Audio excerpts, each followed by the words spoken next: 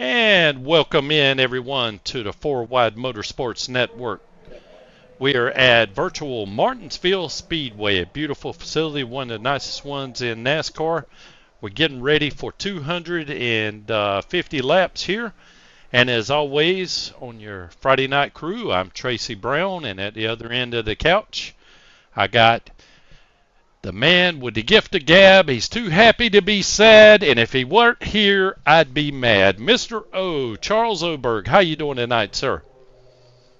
Tracy, I'm doing good, and I'm looking forward to some close racing tonight. I mean, last week we had a super speedway. This week it looks like it's going to be a little bit closer, lot more action for the folks joining with us tonight.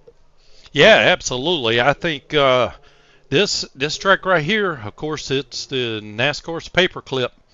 And so you're going to be up against someone's bumper and door all night long. So it's going to definitely be some action packed here. And I mean, even if you get out ahead of the pack, you're going to be running into the back of the pack really quickly. So it's going to be traffic around you all night long. And can't wait to get it going here as qualifying is getting ready to wrap up. We've got about 2 minutes or so left here.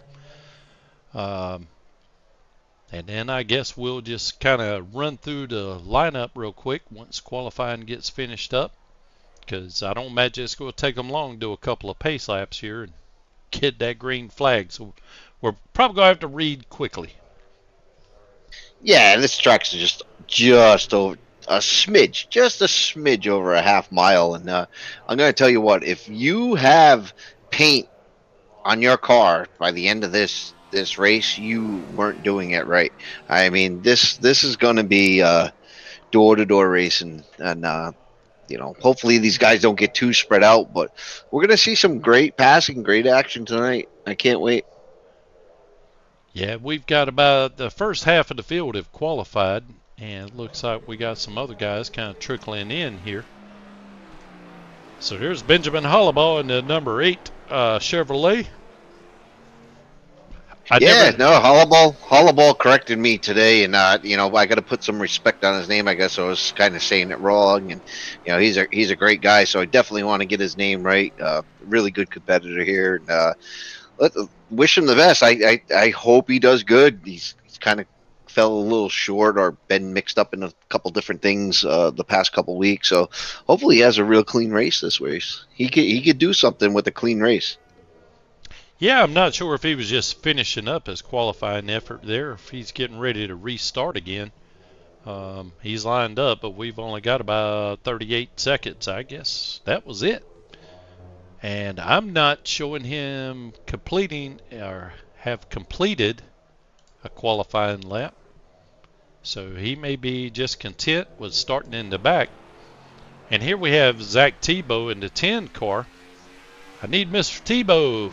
I need a iRacing ID, buddy. Got a blank screen here other than a beautiful car down in the bottom left-hand corner.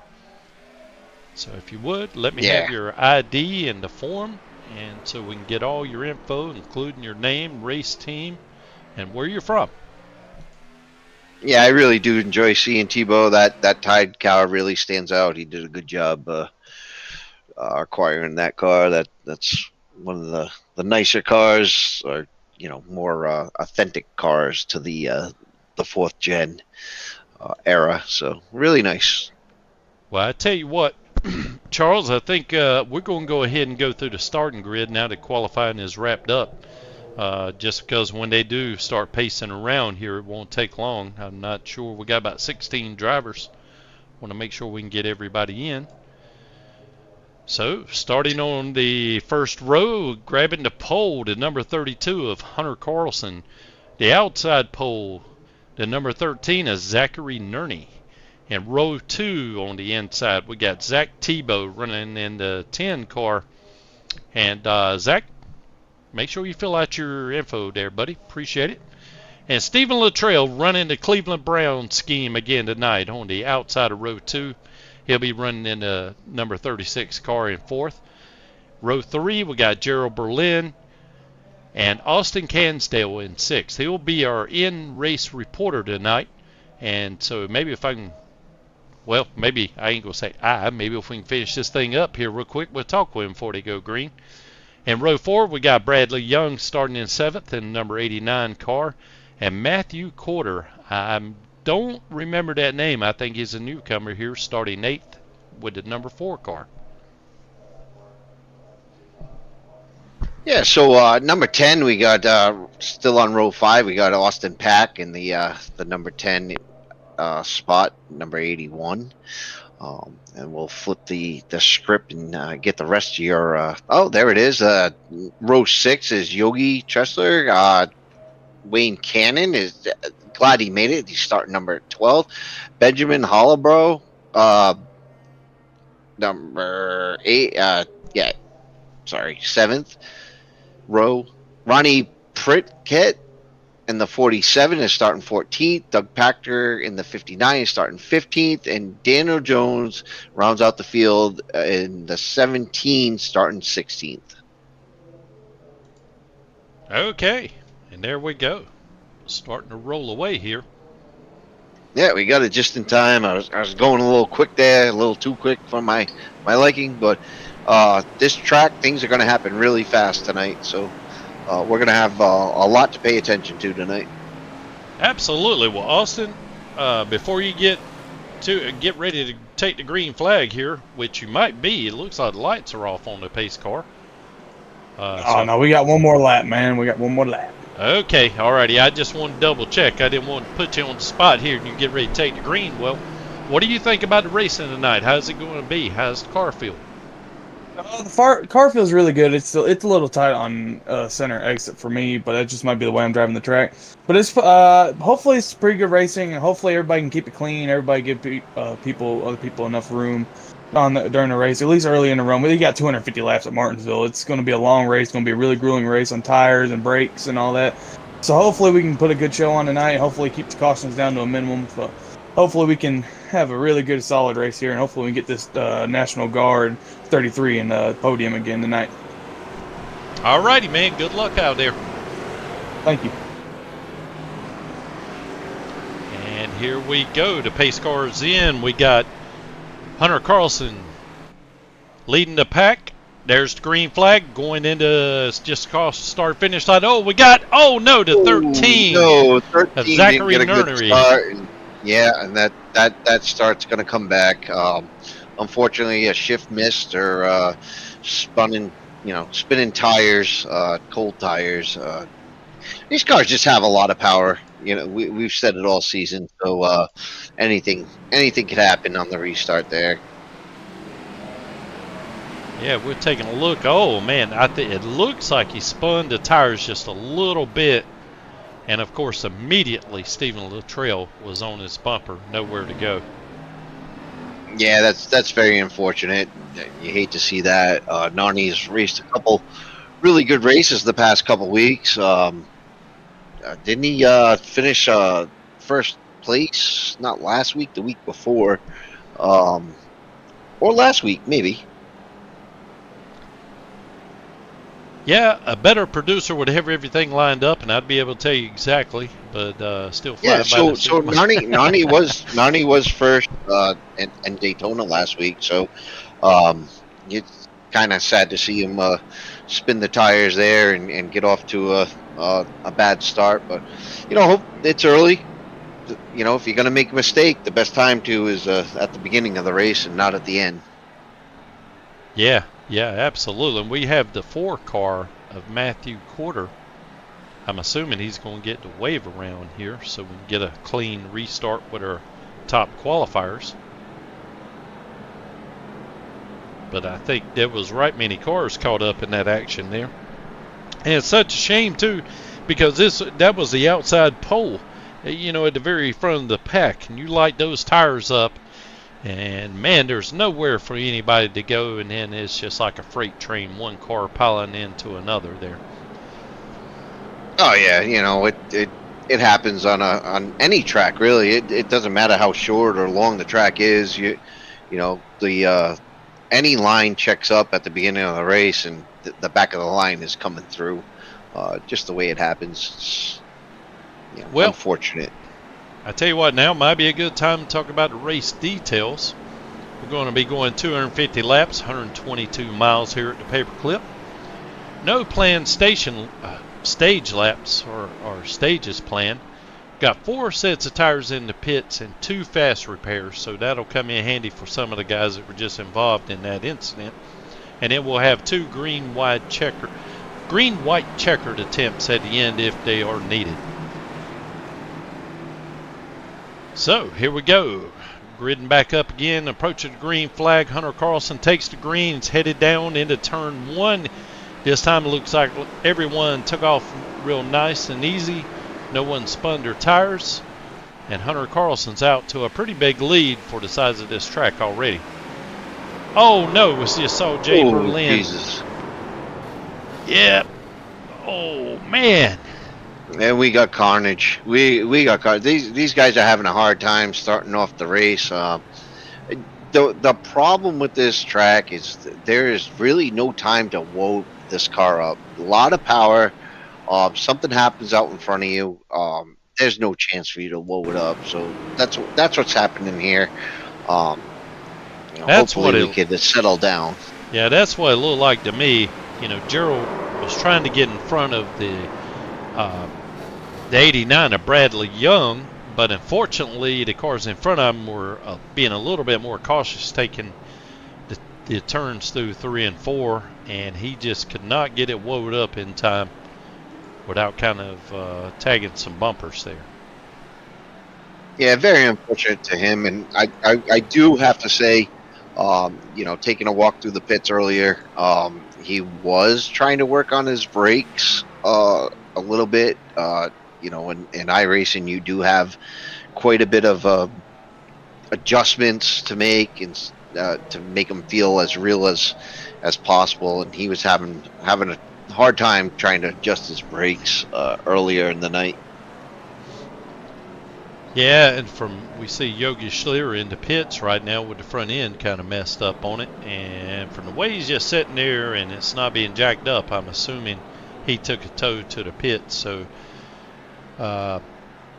just like in real life, if you need a wrecker to get back to the pits, it's going to take a while. So iRacing simulates that by immediately putting you back in your pit stall, but it's going to penalize you a couple of minutes to simulate the towing time. And I'm sure once that time's over with, he'll probably hit a fast repair and we'll be good to go. Yeah, the good thing is, they do have a fast repair. The bad thing is they are using them with, only 10 laps into the race.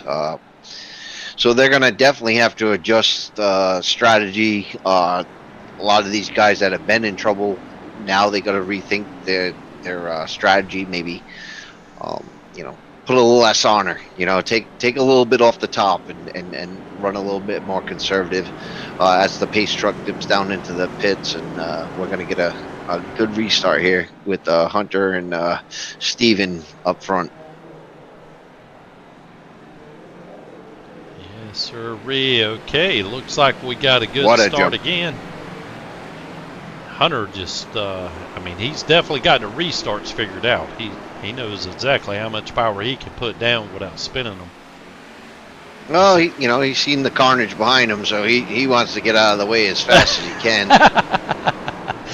It's not so much trying to outrun them for the win, it's just trying to outrun the wreck, apparently. Absolutely right. Right now, best case scenario is these guys spread out, get in a rhythm. Martinsville is a rhythm track, so you definitely want to hit your rhythm, sail through the corners, get on it through the straightaways, and hopefully these guys can find it. Whoa, boy! Yeah. Yeah, as we got. Oh, go ahead. I'm sorry. No, Tebow was there in the corner, and that's what you're gonna have in Martinsville. Everybody's fighting for every inch of the track, going through those corners. It's a paperclip, so by paperclip you got big long straightaways, so you got a lot of speed coming down the straightaway, and then you gotta slow it down as much as you can. So different guys are gonna take different angles into the corner, and you're gonna have a lot of guys touching each other, turning off each other as the man. 98 gets into it with I think that was 89 of Bradley Young, and I'm not exactly sure what happened there as he was coming out of turn 4. I noticed the wheels were turned, and I'm not sure if he was just pushing that hard or not, but once the front tires connected, he just come right across the straightaway. So we're going to go back and see if we can find him here. Yeah, that's going to be interesting to watch because it did look like he came around the corner. It looked like he made the corner, but then all of a sudden was sideways. So it's going to be interesting to see what happened to him there. Yeah, look at the tires turned hard. He straightens up, but the car he might have lit the rear tires up, with that much steering in it. If the front finally grabs, then you rump down on the throttle and around she goes. Yeah, that looked like he just put too much steering into it, and as soon as the car wanted to straighten out, he just had too much angle in it. The back end comes out, drives down the track, and just collects the guys behind him. Very unfortunate. Yeah, I tell you what, this is me speaking here, but I think one of them, oh wow, Yogi Schlier almost got into the back of Austin Cansdale there.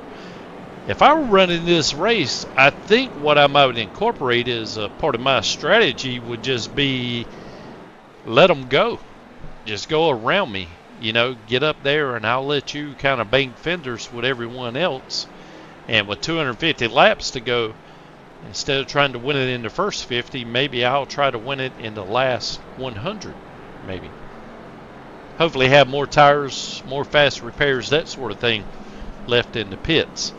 But one thing that does appear to me is this car, has a lot of power, but it sure does act as if it's got an awful lot of weight. It seems to be really, really hard to slow down. Either that or most everyone here is just overdriving the corners. I'm not sure which because, to be honest with you, I've never even driven this car that I can remember, and if I did, I certainly didn't do it at Martinsville.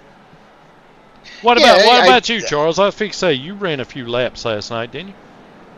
No, I didn't get the chance to. I was kind of looking forward to it, but didn't get the chance to.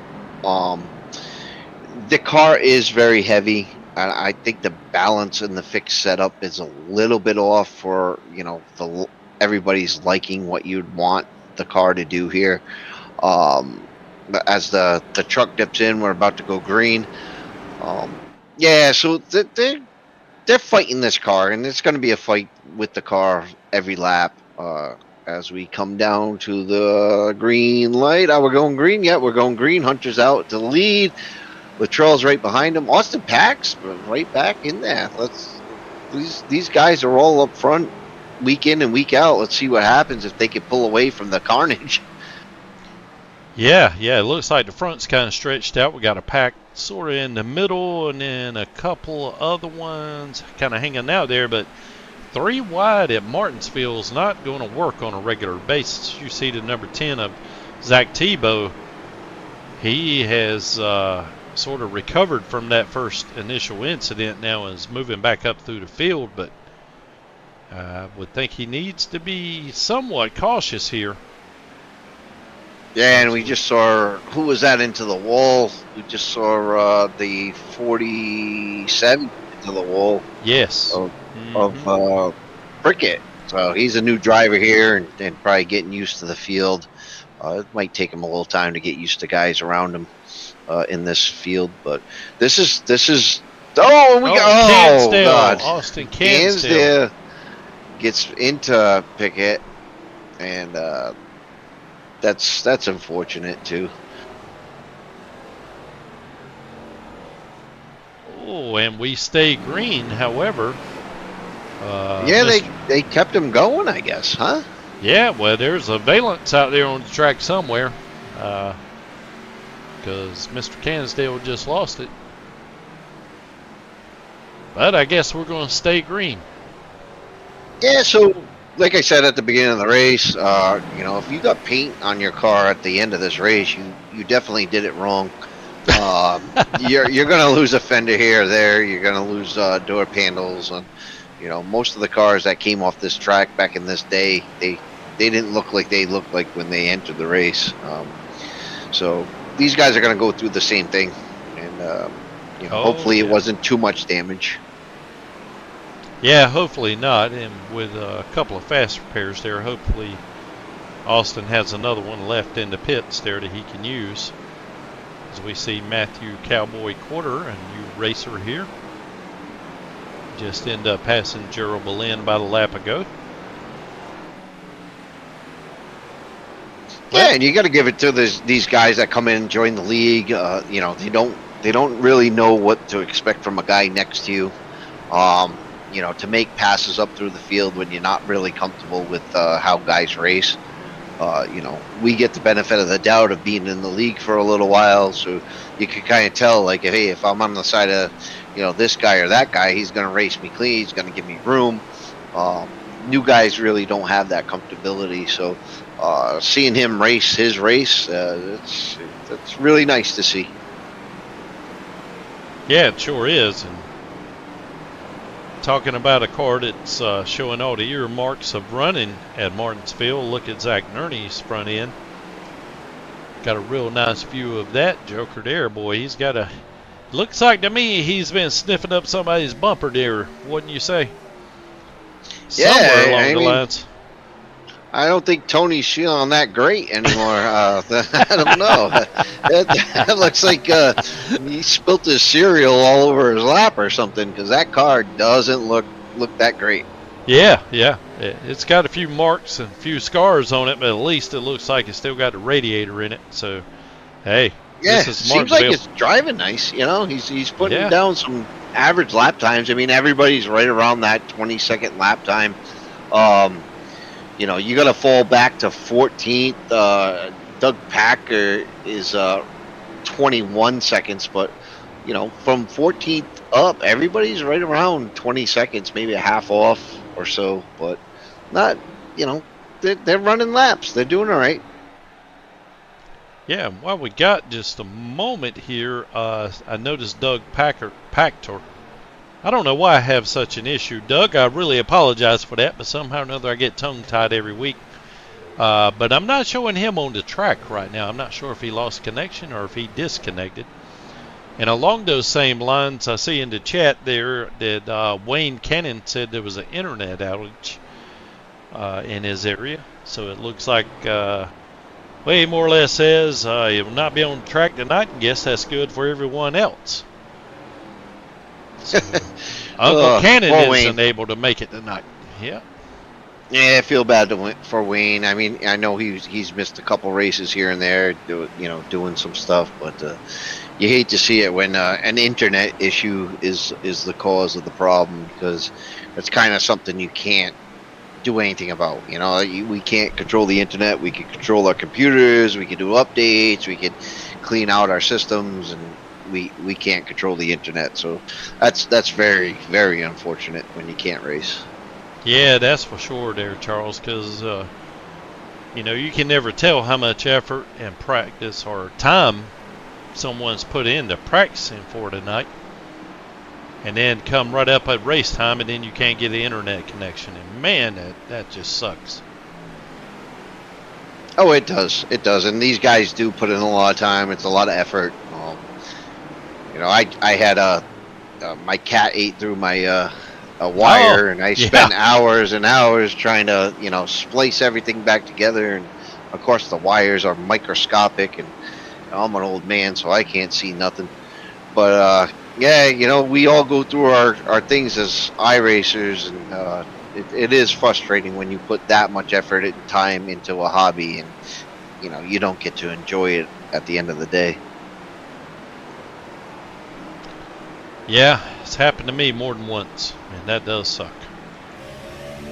Yeah, well, you know, we're still doing something that you know, if we roll the car or put it into the wall, at least we're not up in the garage all night trying to fix it. We're just you know, tinkering with our computers instead of you know, turning a wrench. So at least that's the good part of it. Oh my goodness! Look at the tack here. We're riding along here with Daniel Mindfood Jones, but look at this tack going down the straightaway. Almost hits 10,000 RPMs. I mean, and that, look, it just sings down these straightaways. It really does, and Wow. look how far he has to, let off. And I know Mindful's got good control of his car, but I'd be lifting a little bit earlier. It just seems like you could hear the tires screaming as he gets into entry. It's such a short track and so much power in these cars. It really is. Yeah. It's almost like a bullet coming out of the corners there. Oh God, yeah. Oh God, yeah. And we got Daniel Jones with that, beautiful paint scheme. The, Charles Kirk, was it the Turning Point USA paint scheme? He's run that for a couple weeks now. So what a beautiful paint scheme and a great tribute. Absolutely, yeah, that is a beautiful paint scheme. Love it. I tell there. you, this league does a really good job of all their paint schemes, and week in and week out. I know we've been having problems with the program that iRacing uses. Some of them aren't, pulling up right. A lot of guys, since the update, are complaining that their schemes aren't getting on the broadcast. We apologize for that, and we try to update that as best we can. But for some reason, iRacing and the program that puts all these schemes out just isn't cooperating with us for the last couple weeks. Yeah, what I always recommend to guys, if you're going to paint a new car, allow at least 24 hours when you upload it to kind of propagate through the system. Not saying that it wouldn't. I mean, I have uploaded them and immediately they would show up without any problems, but just depending on the internet congestion, I think, and how much the server has to deal with kind of determines how long it's actually going to take for your paint scheme to get uploaded, get propagated through the system, and then be able to download once you enter into the race. So as a rule of thumb, I always tell everybody, give it 24 hours, and that seems to work out pretty good. Yeah, no, I agree with you. I think it takes time for, the different servers to kind of talk to each other. But as we've settled in, Cansdale's up to 10th right now. I know he had a couple things going on at the beginning of the race, but Cansdale, are you able to tell us how the track feels for you right now? Or, I mean, is the car destroyed? Well, the car ain't destroyed. I'm having a little trouble getting the car to turn a little bit because of the damage, but track seems to be getting a little bit tighter, but these tires are falling off though, so the car is really slipping through the corner. Well, I'm going to act as a spotter up here, Mr. Cansdale. Just let you know, man, you don't have a front valence, so you're losing all that aerodynamic downforce here at Martinsville. Well, that's good to know. Thank you for telling me that. Yeah, you might as well be riding a modified right now because you don't have anything up front. But we're getting pretty close. We're lap 50 right now. I'm gonna say we're just short of 60 laps on a fuel run. The guys that got some damage, maybe they got some fuel at the beginning, but a lot of the guys that stayed out, we're gonna be pretty close to fuel stops now. So, maybe Cansdale could get a break where he comes down and get some fuel and get a fast repair in, get that car hooked up again. I want to say within the next 10 laps or so, we're going to see some green flag pit stops if we don't get a caution. Fingers crossed. Yeah, and I think Austin's going to be hoping for a caution or maybe for Hunter to come in and take a pit because he's closing in on Austin right now, looking to put him a lap down. And Hunter appears to have pulled out to about a 5.5 second lead here on the second place runner of Stephen Luttrell. Yeah, Hunter's running a great race, and I'm glad to see it. And Luttrell, You know, it was really scary to see Luttrell go back to back to back to back. You know, the last couple races, he, you know, finished in the top 10 or so, and didn't get back up front. So, you know, maybe Luttrell could get back up front here if Carlson's not careful. Yeah, you know, it's kind of hard to, well, it's especially hard for me to say exactly what the strategy is here. I don't know if you just kind of hammer down and hope for the best, or you kind of pace yourself. I would think it would be to pace yourself and, you know, kind of stretch your tires and your fuel and your fast repairs and all that, but that doesn't always work either, so I'm not really sure. I'm not sure if Stephen Luttrell's giving her all she got, or if he's just found a nice, comfortable pace here and feels pretty confident there's going to be another caution before this race is over with. I got to believe in the caution theory. You know, we're definitely going to have cautions after cautions after cautions, especially towards the end of this race. Once guys start taking green flag pit stops, if we go green here for the next, you know, 3 to 7 laps or whatever. I don't know. My theory would be is take as many tires as you can. We got 4 tires, so, you know, keep taking tires and play the fuel game. Run that tank empty every chance you get, and take tires every time you come in. Yeah, I think that's a good point there, Charles. Just looking right now, going through the field, you know, believe it or not, everyone seems to have kind of gotten into a little racing groove here. They got a little buffer in front of them, a little buffer behind them, and I think maybe the guys kind of got the butterflies out of their system and are just kind of looking to settle down here now and clock off some laps here. Yeah, I mean, they settled in pretty good. The top 3 are still within, you know, 1 second of their fastest lap. So it's not like they fell off horribly with the tires they had. There's, you know, 1 second fall off 60 laps. That's not horrible at all. You know, compared to Dover and some of the other tracks we ran where they were, you know, 2.5, you know, almost 3 seconds down within 50 laps of tire wear. Oh, yeah, and it looks like, well, we see Austin Cansdale here making laps, and looks like he brought his fan club into YouTube with him tonight. Apparently, I think that is SVEN says, Austin needs more terabytes. Get your ass in gear. Let's go. Dylan Renner says, come on, Austin, hammer down. 10th place won't put food on the table. So, anyway, I see no one. Oh, I was fixing to say no one's using Romo tonight, but there's Dylan Renner again. Let's go, Romo. And, and not only that, you know, I know William Luttrell, he's normally in here pulling for Steven. But it looks like he's got another fan in here as well. Joshua Foreman, let's go Luttrell. So it's Luttrell and the Cansdale Battle of the Fans here in the chat room.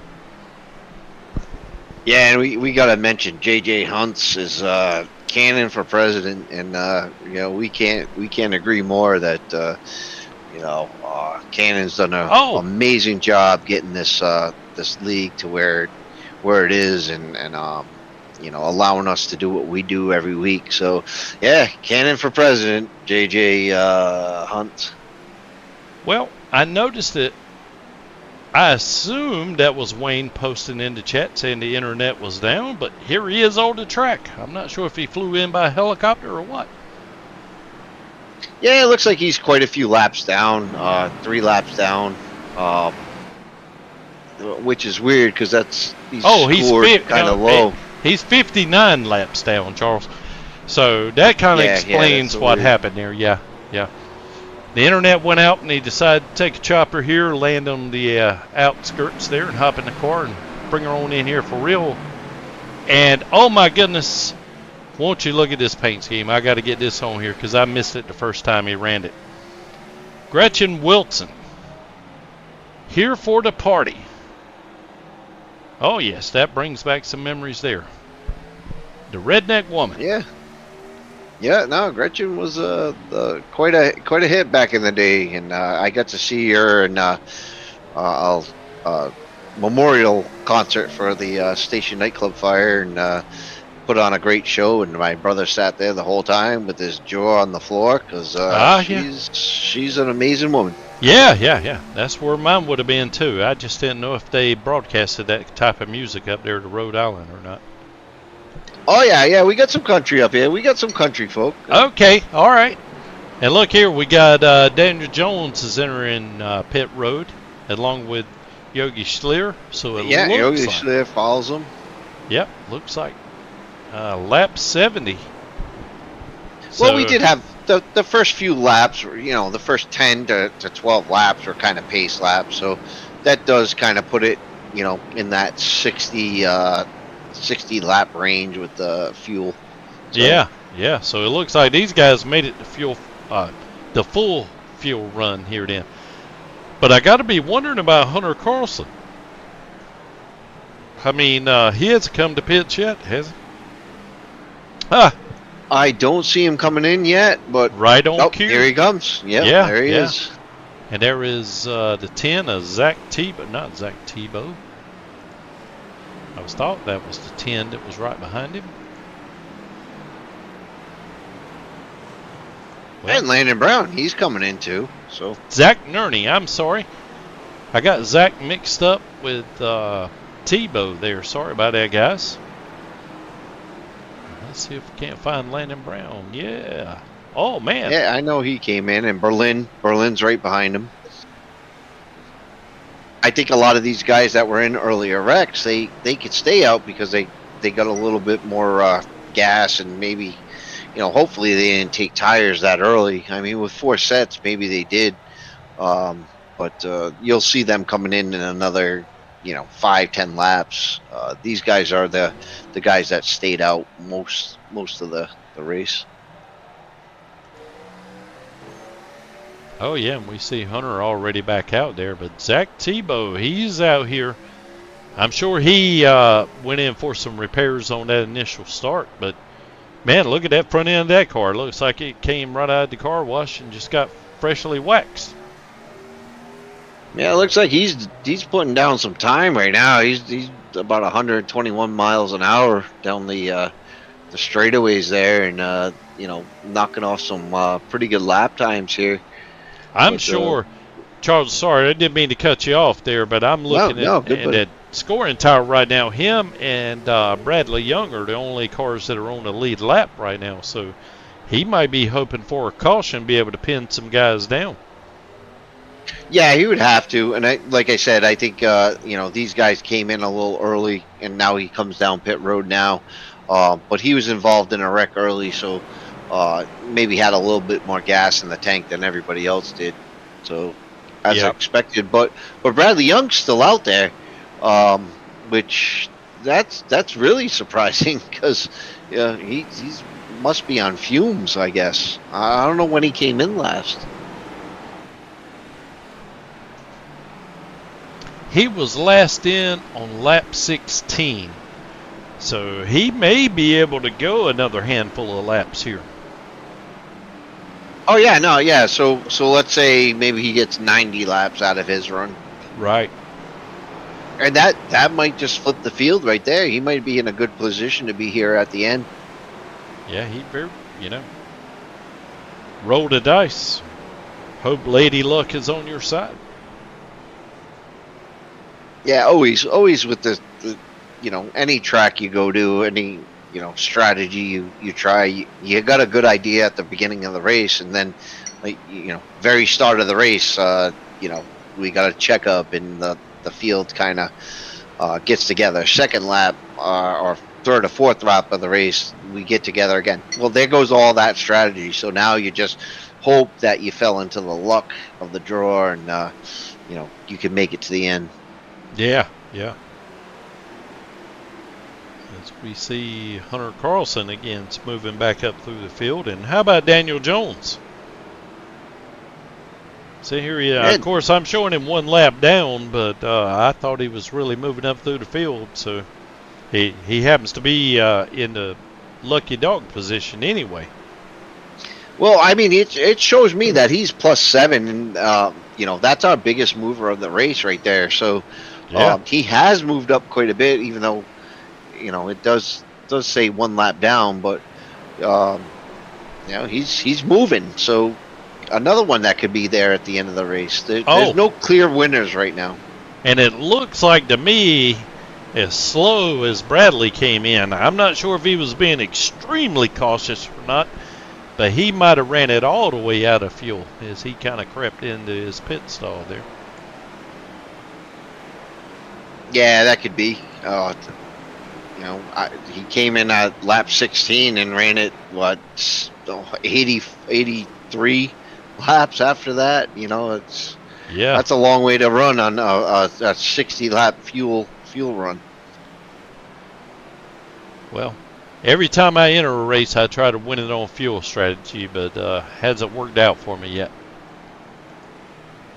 No, there's some guys that are really good at it, and you know, there's your spotter kind of tells you, you know, how many laps you got left or whatever. But you know, every time we're caution laps, you know, I'm always turning the ignition off and, you know, letting the car coast down the straightaways and stuff like that, because fuel is very, very important in every race we go to. Yeah, I was sorry about that. That was the 47 of Ronnie Pickett. I noticed he took it down into 3 and 4 and went all the way up and made contact with the wall. And I was starting to wonder if maybe he had a flat tire, but he might have just, you know, one thing to drive it high, another kind of send it in there a little bit deep, knowing you want to open up the bottom lane for someone else, and maybe he just drove it in a little too hard and got up in the marbles and scraped the outside wall. Yeah, I mean, so when we're talking about hitting every mark, so you got a mark, you take your foot off the gas, and you want to take your foot off the gas every, you know, at that same mark every time. We're talking about a split second between hitting that mark and being too late, and you know, these guys are just too late on the throttle sometimes, or too late on the brake. It's split seconds here because you're getting down the straightaway so fast. Yeah, and now we see Hunter Carlson looks like he's going to be putting the 5 machine of Landon Brown down on a lap, and that means he's going to have the whole field up to the 4th position a lap down. So he is definitely got a feel for this track. I mean, he is putting them down right now, and the car's looking great too. I don't see him out of control, and hope I don't jinx him. But he appears to be rolling the turns really nice. Doesn't seem to be lighting up the tires, and seems not to be overdriving the corners as well. Well, that's what happens, you know, as we get into this race, that, you know, more and more rubber's laying down, so they got more grip on that inside line, so they could hug that corner a little bit, get off the exit a little bit faster. So guys are a little bit more comfortable in their cars right now, and as well, you know, as good as the tires hold out, they're gonna keep digging in that inside line. Maybe you'll see them drift up a little bit more later in the run, but fresh tires, they're gonna be digging that inside line. Yeah, great point. Very good point. As you can see, these turns starting to darken up on top of that light colored concrete through 3 and 4 there, and look at the rubber that's being put down here in 1 and 2. So yeah, to your point, they are definitely putting down the rubber here, and it does well. You got to hand it to them. I mean, nobody seems to be plowing through the corners anymore, so it's got to be helping them out. And I'm sure with them, you know, having a few laps on their cars or on their tires right now, it's probably, you know, they don't have as much grip as they would have had. But earlier on, it just seemed like everybody was just blowing right through the corners. Whereas now it looks like everyone's got a nice, good rhythm going, nice even pace. And it would be nice I hate to say this, but it would be interesting. Let me put it, I'm not going to say nice, and it would be interesting if we had a caution. And look at here. Wow, you spoke it into existence. That was insane. The 36 of, who's that? Stephen 36. Luttrell, I think. Luttrell. I'm going to go back and see if we can find out what happened here. Yeah, we definitely have to see what happened with Luttrell, because that's uncanny of Luttrell to just lose it himself. Oh, and he does. He just hits that little bump coming out of was that two there? Turn 2, yeah. He just lit up the rear tires and around she went, but did not make contact with anything. So this is like the best of both worlds for me. Maybe not for Steven, but he doesn't mess up his car. Plus, we get to re-rack these cars after everybody's laid down some rubber and just kind of see what they can do now that they've got a better handle on how their car is handling, that sort of thing. Yeah. Let's re-rack these guys now that they kind of got the track figured out, and see what happens. Hunter Carlson's coming in. I guarantee he's getting tires. If I was most of these guys, I'd get new tires. We had 4 sets. They've only taken 1 so far. Most of these guys have only taken 1 so far. So why not come in on the caution and get new slicks and see what you can do? Yeah, I agree with you. But it looks like, the 81, at least, they may be trying to get a wave around, though, now that I think about it. Yeah, there's a lot of guys that are lap down that can't pit on the first lap, so they're definitely going to come around and maybe pit on the second lap. But these guys getting new tires coming into the pits right now, they're going to take off like a rocket to the guys that can't. Got forced to lap down and really can't afford to take tires right now. They're going to be sitting ducks come to the restart. I'm not sure if that's me or Yogi, but it looks like he is disconnected. Oh no, not Yogi. I'm not sure if he had enough or had an internet issue there. But I'm still showing right now, Austin. Yeah, I'm still showing Austin Pack as the leader. So he's going to be mixing it up a little bit, because I just saw the other cars take a wave around. And we see Daniel Mindfood Jones dropping back to the 5th position on the inside. So, yeah, this is going to be interesting for me here anyway, Charles. I'd love to see what happens, and here we go. We're going to find out. Yeah, well, Hunter Carlson's got a great jump. He, on the inside line all night. So, and he gets a great jump on the outside line. So this kid has done it all tonight. He's got the jump from the inside, and we just seen him get the jump from the outside. He's racing to win. Austin Pack, he's not going to let him get too far ahead, I don't think. Stephen Luttrell is back up in the mix after bouncing off the wall. Not bouncing off the wall, spinning himself out. And Tebow's in that mix too. Yeah, he sure is. It's going to be interesting. Yeah. And look at Austin Pack here. He did not pit that round or under caution, that last caution, but man, he is hanging in there. And I know, he may be giving it everything it's worth and just not able to keep up with Hunter Carlson. You see Stephen Luttrell now starting to walk him down slowly but surely as well. So it'll be interesting. The guys that came in 70, 72, it wasn't like they had a lot of laps on their tires, so their tires weren't that bad. So they're going to fall off, but for now, they're holding tough. Yeah. So he probably had maybe 25 laps on his tires or something like that. Probably not as good as the guys just pitted, but not bad. Not it's not going to take too much time for them to fall off, and the guys that took tires are going to, leapfrog them. But if we get another caution, then the guys that stayed out, they're going to be in great shape. Oh, and we got some contact in the back of the field, and we stayed green, and unfortunately, Consdale got into it a little there, bounced off the wall, but he kept it straight.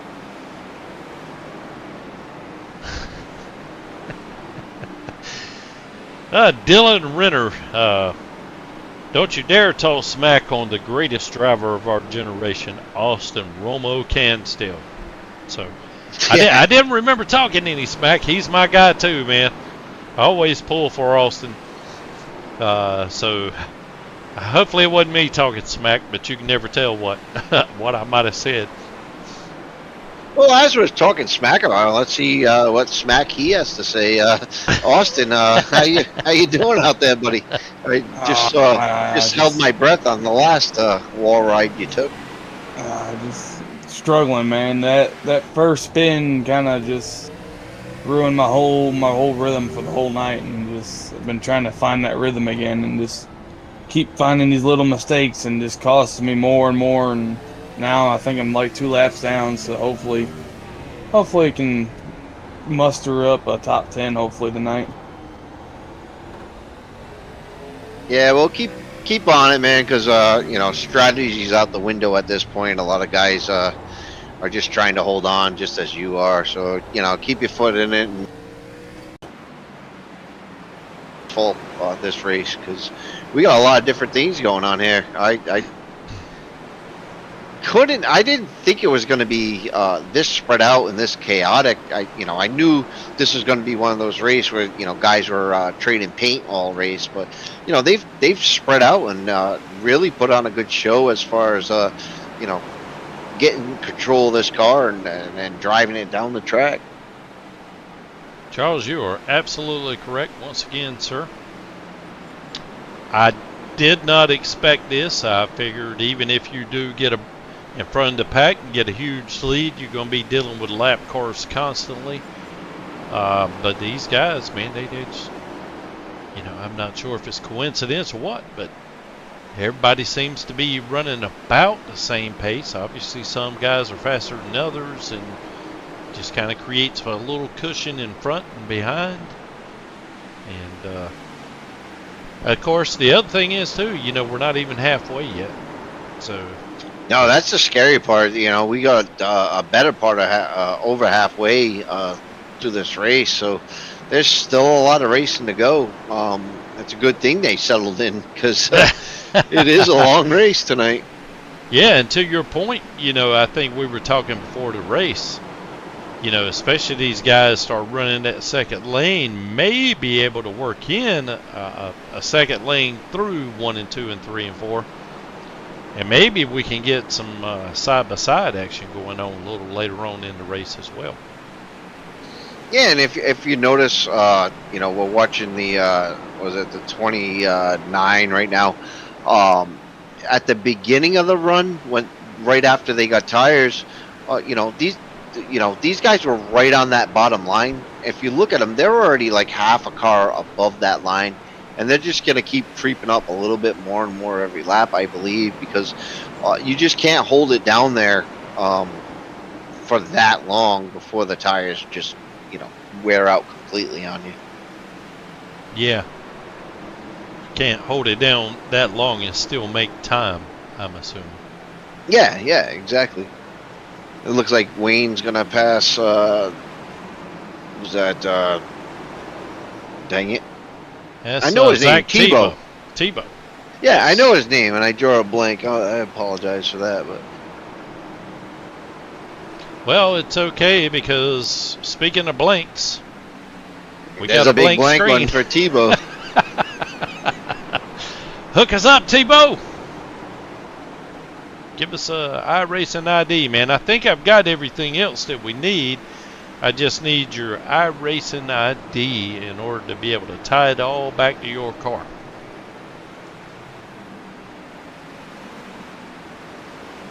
Yeah, it does really help us out when we have a name to a face, and it makes the broadcast a little bit smoother. Oh, yeah, absolutely. And just like you were talking about before, too, Charles, I mean, these guys in this league right here, man, are constantly painting new paint schemes. And so, it's hard to get familiar with any particular paint scheme associated with a name. So it definitely helps me out. I know that. I have one of the worst memories in America here, so it definitely helps me out to be able to flip through these things and be able to pull up a driver just like my man Pack here. To be able to pull up that card and see exactly what he's running, his name, and where he's from. Walkertown, North Carolina, USA.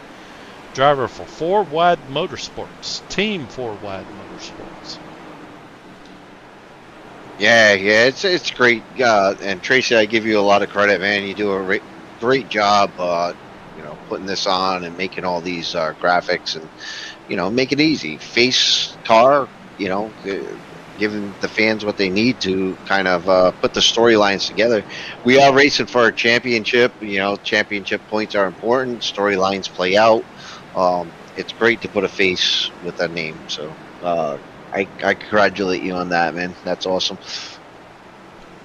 As we see Hunter Carlson going around Gerald Berlin here. And speaking of putting a name to a face, Gerald. Oh my gosh. Gerald got into the wall and just lost it. That's going to bring out our 5th caution of the night. We got to bring a couple more guys back up on the lead lap and, reset them. Maybe it's halfway now. We're at 125 now. Maybe not take tires, but, throw some fuel on it. Get another 60 laps out of the car. Let's see what these guys do. Yeah, so it's interesting. We're exactly halfway right now. And I think Hunter, Stephen Luttrell, Landon Brown, Daniel Jones, Gerald Berlin, Doug Pachter, and not Benjamin Harbaugh. He's no longer with us. But I think all those guys have come in for 2 pit stops, which would be, I'm assuming they would be taking on tires. And we've only got 4 sets of tires. And of course you want to leave something at the end. So it's going to be interesting how they kind of plan this out. Use strategy as to when to take the tires. So Stephen Luttrell, he's already been in twice. This will make his 3rd pit stop. I'm not sure if he's taking tires every time. But I guess that's information information they keep from us. Everything's on pit road is tight-lipped until we see him. So just like we said, you don't think he's getting tires every time. He came in, I think he got a splash of fuel there. Yeah. Which is going to move him up a couple spots because I guarantee you a couple guys are going to take tires. Austin just took gas also, so he's on the same page. This the 29 of was that Cansdale? Cannon. Sorry. Let's see what he does. Haven't seen him come into his pit stall yet, but I'm sure he's going to take gas too, probably.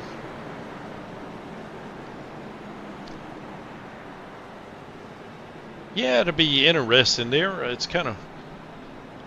Oh, I guess he already made his pit stop. Yeah, he made his pit stop kind of on the... Yes. Okay.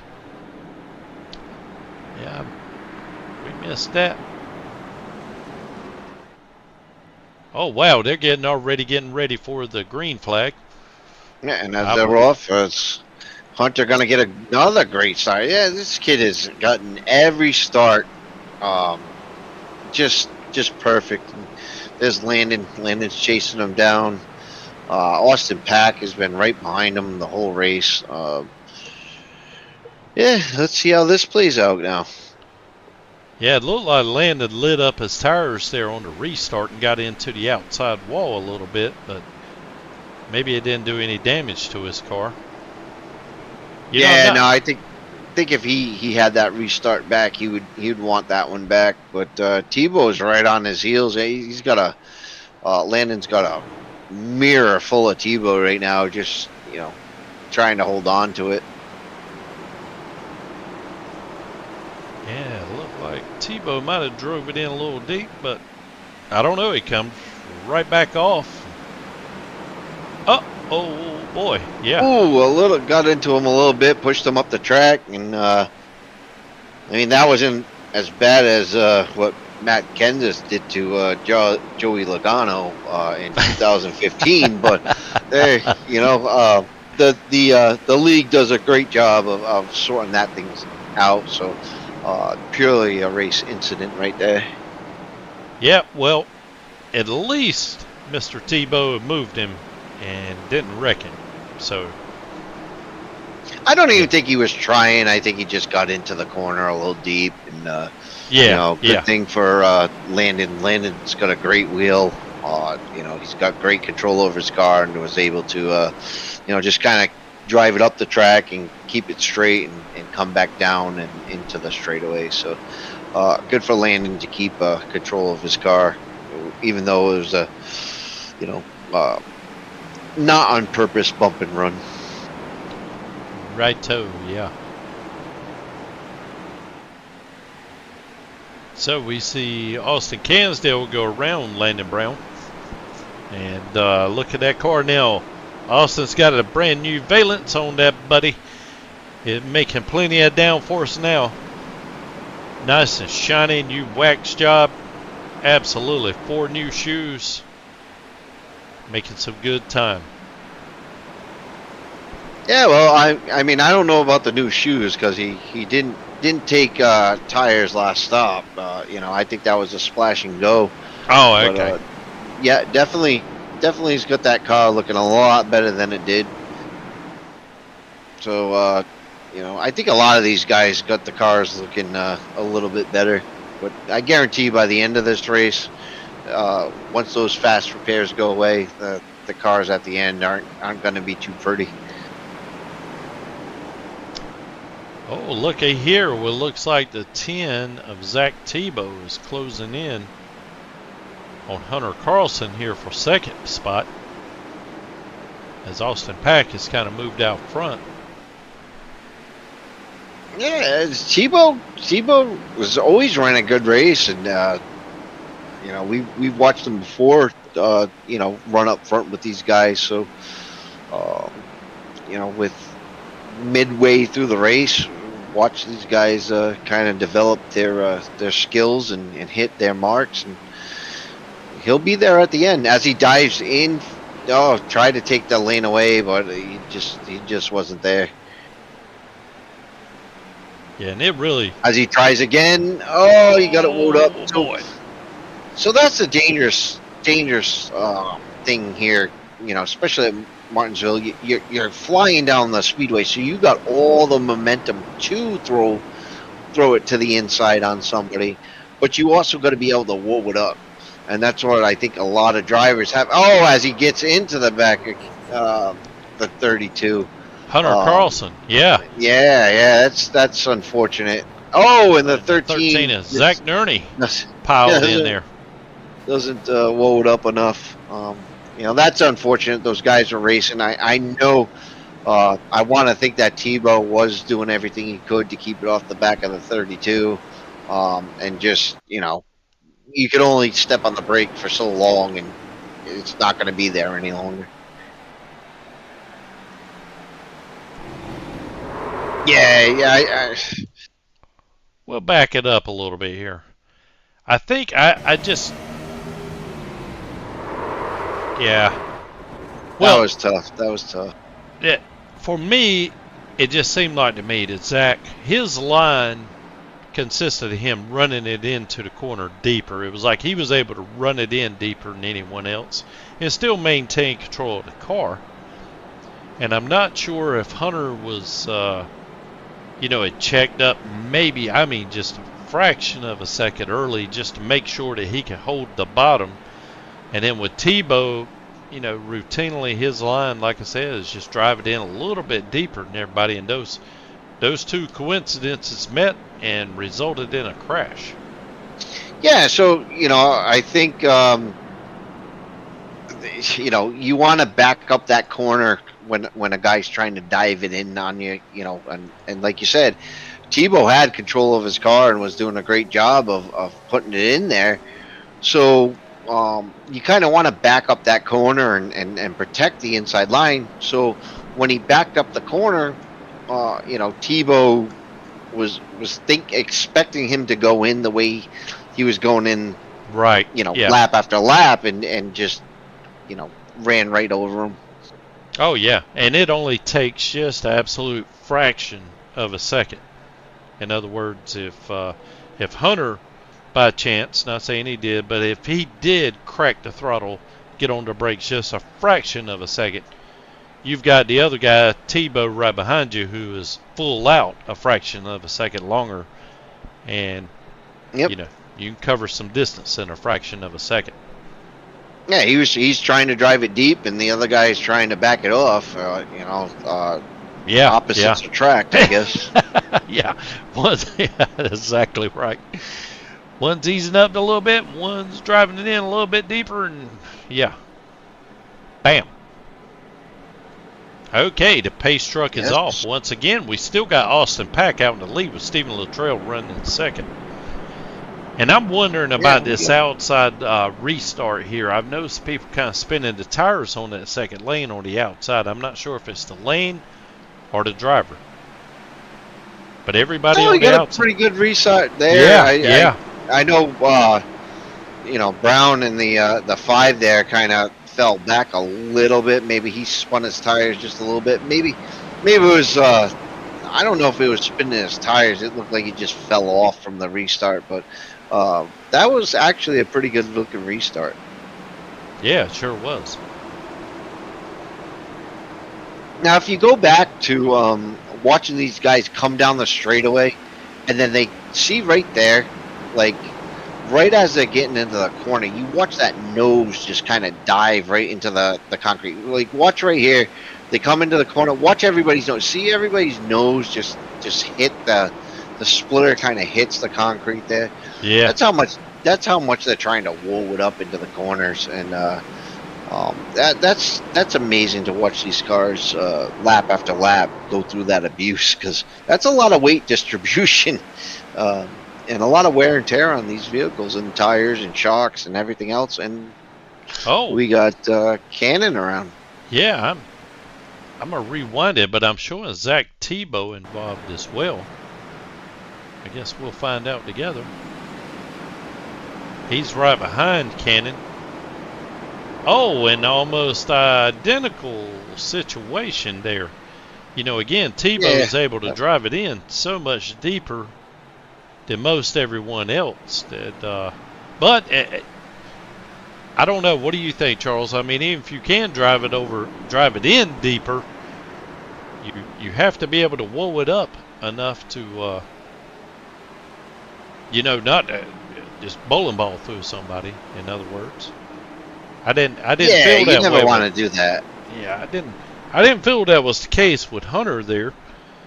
But I tell you what, if it's okay with you, we're 151 laps at 250. Everyone's getting ready to pit. What do you say we take a quick commercial break and come back here in just a moment? Tracy, I agree with you. I really do. I just want to make a point. I just think Tebow's maybe just a little frustrated and trying to get his laps back there. So I think he was a little aggressive on that run there. But, I think we should take a break and reset and come back and talk about it again. Okie dokie. We'll come back with the last half of this race in just a moment.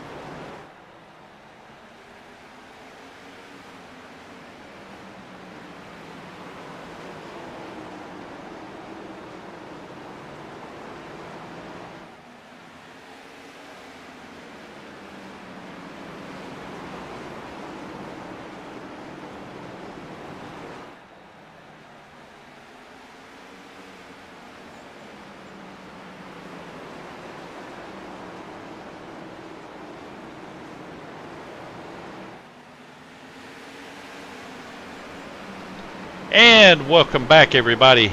Appreciate you tuning in with us. You see Austin Pack and Hunter Carlson, Landon Brown battling it out for 1, 2, 3. And yeah, we had Austin Cansdale, our in-race reporter. He is withdrew from the race, and we were hoping that once he gets out of the infield care center, maybe he can come up here and join us in the broadcast booth. That's kind of what we were holding out for a little extended caution break there. So we're not totally going to rule it out. Hopefully everything's okay. He didn't ding his head or anything in one of those incidents, and he'll be able to join us up here. But anyway, it's just me, Tracy Brown, Charles Oberg, Mr. O. We're back in here, 170 laps down to 250, and it's quite impressive, Charles, to me. We were just commenting off the air. Austin Pack has got 20, 25 laps, maybe more on his tires, and it's just surprising he's able to keep Hunter Carlson behind him. But it just may be one of those things where Hunter just isn't pressing the issue right now with still 80, 79 laps to go, I guess. Yeah, it's kind of hard to tell what's going on. As he hits him, he gets in the back of him, and that's unfortunate. That's a racing incident right there. Did I jinx another one? Bad. Yeah, that. Actually, you know what, Tracy, you come up with some really good ones that have actually happened. Wow, that's amazing. But heartbreaking to see, because a guy on 20 tires down is holding the lead, and I think the guys behind him were kind of just baiting their time as the 32 comes down to the pits. He's probably going to take tires. He's had enough of it. Yeah, I mean, it's that's happened a couple of different times tonight where I start talking about how amazing something is, and next thing you know, it just goes right out the window. Pure calamity hits. That's the broadcaster curse, kind of same thing falls with caution breeds caution and all that. Yeah, but it does seem to happen. But those guys up front, the top 5 up front were really racing lap after lap while we were on break. It was pretty interesting. And Luttrell had passed Daniel Jones, I think it was. To make it into the top 5 right before that caution. So it looks like Luttrell's making a run for the top, and Landon Jones is he's got the pole position right now, and he was very quietly kind of sitting back there buying his time also. So let's see what happens here. Yeah, because it looks like Landon Brown, Stephen Luttrell, and Daniel Jones were all in or made the pit stop on the same lap, on lap 151. We're on 174 right now. So they've got about 23 laps or so on their tires, as we have some other guys right now that are pitting. I'm not sure I'm pretty sure Austin probably put on some tires, but it's kind of hard to tell, when you get so many sets. And guys are pitting for different reasons, fuel, tires, damage. Well, I'd like to say, because I got Hunter Carlson here at a 21.47 pit stop, and you got Austin Pack with a 15 flat. So I would say Austin probably took maybe one side, right or left, whatever he thought was more important, where Carlson took 4. He had to take 4, and here we go green. And Landon Brown gets a great start on the inside, but the 36 is right there on the outside with him. Drifts up the track a little bit, but he's back on it and down the back straightaway. Well, I don't want to jinx anything like I have in the previous moments of this race, but that was a really good restart for everyone as far as I could tell. I mean, it didn't look like anyone lit up their tires. It looked like everybody didn't overdrive the corner. I mean, that really looked good. And look at Austin Pack already moved up to 5th position. Yeah, Austin Pax, he's definitely on the move. These guys all on the lead lap here from 8th up. They're right there. They're within a second of each other. So it's a pretty close race coming down to 3/4 of a race behind us, maybe a quarter of the race to go. Yeah, look right here. We see Hunter Carlson.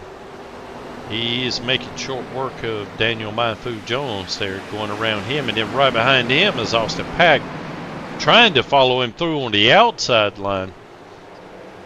So both of these guys are itching to get back up to the front and settle this thing amongst themselves, it appears. Yeah, and I don't know. So, who took all 4? Who took 2? You don't want to be pushed down to the inside. You don't want to be stuck down to the inside line, because then you're burning up the tires. The guys on the outside are kind of saving their tires, going the long way around the track. So that's something to watch out for too. The guys that are stuck down at the bottom, they kind of want to maybe fall back into line and save their stuff to the end.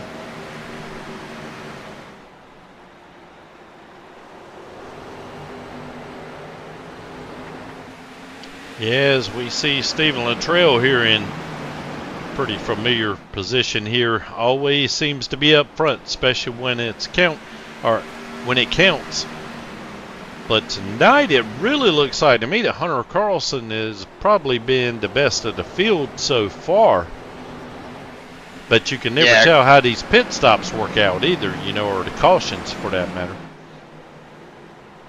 Well, if you look, the 81 of Austin Pack is giving Carlson, a mirror full of that low line, and it seems like Carlson's going to go keep that low line protected. He's got to go in, woe up the corner a little bit, because Austin dived down. And Luttrell just checks up, and that was interesting. Can we get a replay of what happened there, if there is one? Because that whole field just checked up. I don't know if it was Landon. Did Landon miss his mark or something and check up the field behind him? That was kind of awkward there. Well, I tell you what, okay. Well, hey, no, just Steve kind of. No, I think he might have got into the back or was trying to avoid Landon, is my guess. Ooh, yeah, there we go. We got contact up front. Let me get the tower out of the way there. Oh, yeah, yep. And you could tell Steven had the front tires locked up, They both did a great job of, not making that a lot worse than they had to. Both very skilled drivers. That could have been a lot worse. It sure could have. Both of them ended up saving it. That was really good. So back to live action here. And we missed Hunter Carlson getting around Landon Brown. And now we see Austin Pack trying to sneak up onto the inside of Landon as well. Well, I'm wondering if Landon must have, flat spotted his tires there. He got set up the track and, all the brake he could not to get into the outside wall. I'm sure Luttrell did the same thing. Checked up really tight there, trying to keep it off of anybody else that was around him. So I'm sure those guys are hurting right now with tire wear. But I tell you what, with essentially 60 laps to go, I would say that everyone, if there is another caution right now, this is definitely within the pit window, isn't it? Because they were able to go about 70 laps on tires and fuel. Is that right? Yeah, you would think so. Maybe 95 laps just to make that a absolute positive with cautions, or maybe a green white checker toward the end. But yeah, you would like to get a fresh set of tires to make it to the end. I don't know how many, we don't know how many of these guys have used all 4 sets. We don't know how many of these guys have taken right sides or left sides, depending on what they were feeling. So we don't know what's left in the pits, and the guys that played the strategy game the best, they're going to be at the end of this race up ahead. Yeah, I totally agree. And all I can do right now at the moment is just kind of put myself in this position. Once I get inside the window, as many green laps or green flag laps as we've had, you know, it's not quite the wreck fest that I was expecting. If I were in their position, the next caution that we get, or as soon as I run out of fuel, you know, I'm taking tires. Well, I don't know. Do you take tires under green? Do you give it everything you got, or do you hope for a last-minute caution? If there's a caution comes out, I'm definitely filling up and taking 4 tires. I don't know. What would you do here, Charles? Well, I think you got to play the green flag here. You can't play the caution at this point in the race. Too many guys are, you know, have kind of dropped out. You know, there's 8 guys on the lead lap right now. They're pretty spread out, so I wouldn't play the caution game right now. I'd kind of play the fuel game. You know, run that car as far as you can, so that way you have the freshest tires possible towards the end of the race, and that's Right. what I would do at this moment. Yeah. But that's me, and I barely finish a race, so. Well, hey, I haven't even run a race in these cars, let alone in Martinsville, so you're much closer than I am. Yeah, no, it's this is a lot of car to handle. So, you know, like I've said before, I know my limitations and what I should be driving, what I shouldn't be driving, and this is one of those cars where, you know, it's just too much of a handful to even have a good time in. So, I let the professionals take care of this, and these guys are really good. We saw a lot of guys make a lot of great saves tonight. You know, try to stay off each other, and split seconds in this track just determine our crash and our, you know, a spin or keeping it straight on the track. Yeah, you know, I just saw Matthew Quarter here. Yeah, look at where did he come from? This is his first race here. He's kind of quietly. He's been quiet all night. And that's exactly what I was going to say. Yeah, absolutely. I mean, you know, I noticed the Bud car starting off the race, but other than that, you know, he hasn't been in any kind of incidents that I'm aware of. I'm sure he had to be caught up in something early on. But just quietly, somehow or another, has kind of made his way into the top 5 here. Very impressive. Yeah, very, very impressive. And, you know, he's throwing down some pretty good lap times here. You know, low 20s. Everybody else is, you know, right around mid 20s, high 20s. So it seems like lap after lap, he's doing what he needs to do. Surprising, because he came out of nowhere. I didn't see him. You know, I thought so too. Yeah, I was just it was kind of looking at a straightaway laps. view, and all of a sudden there's a Bud car, you know, pulling up. Wait a minute, where did he come from? Yeah, no, good for him. Good for him for sticking with it, and that's what you got to do.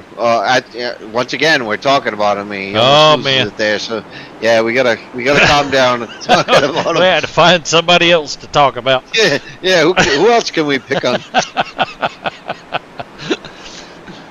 Oh man, I don't know, because I'd hate to talk about Hunter because he's had such a good night. I'd hate to ruin it for him. Same way. Oh no! And then once again, Tebow just overdriving that corner and not enough brake. Oh my goodness, man! And does that qualify for a broadcaster curse there? Did we have enough laps? Do we have enough laps between talking about him and them wrecking? I think we did it. I think that was us. That was all us. Oh my goodness! And I was just talking about, man, I don't remember him getting in any kind of mix-up or anything either.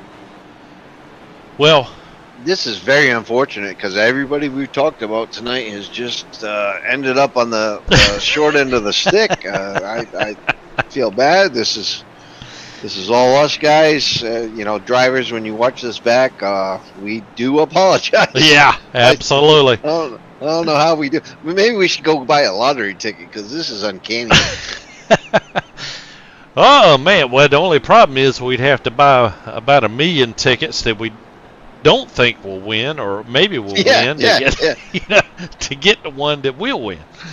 Yeah, we got to talk about not winning to win. Yeah. So anyway, Cowboy Quarter, sorry about that, buddy. Didn't mean to jinx you, man. We were trying to give you props. So we're in the fuel window, so these guys could top off right now. You've seen a bunch of them getting fuel.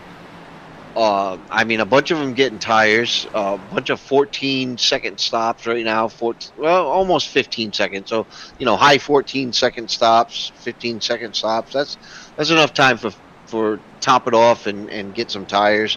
So now we're really at the end of the race. There is no need to have another pit stop unless we get another caution to the end and they want to put more tires on. Well, look at Hunter Carlson with his pit time. They were 11.27 seconds. Did he just take on right side, you think? No, so I think what he did, I think his strategy before was that last caution he came down and I think he got fuel only. Mm-hmm. So he has enough fuel to last the race. I think what he did was he turned off his fuel, so he didn't get fuel, and got tires only on that stop. Oh, so that might have saved him a couple seconds, without the fuel tank draining, right. The fuel can draining. He was able to pull away from his pit box a little sooner than anybody else. And as the pace car dips in, this is Carlson's been great on his restarts all night. As he's got Pack on the outside, Landon's still there on the inside, and Luttrell is so the top four right there. These guys are a little bit of wheel spin from Landon, but they take off like a rocket. That top four. Oh yeah, and look at even Austin Pack on the outside, man. I mean, he really. Oh God! Oh my God! I'm just gonna stop talking about anybody tonight. I might have to walk away. This is uncanny. Man, I just thought Austin, he just had such a great start, from the outside lane. He was going to look like to me he was going to fall into second.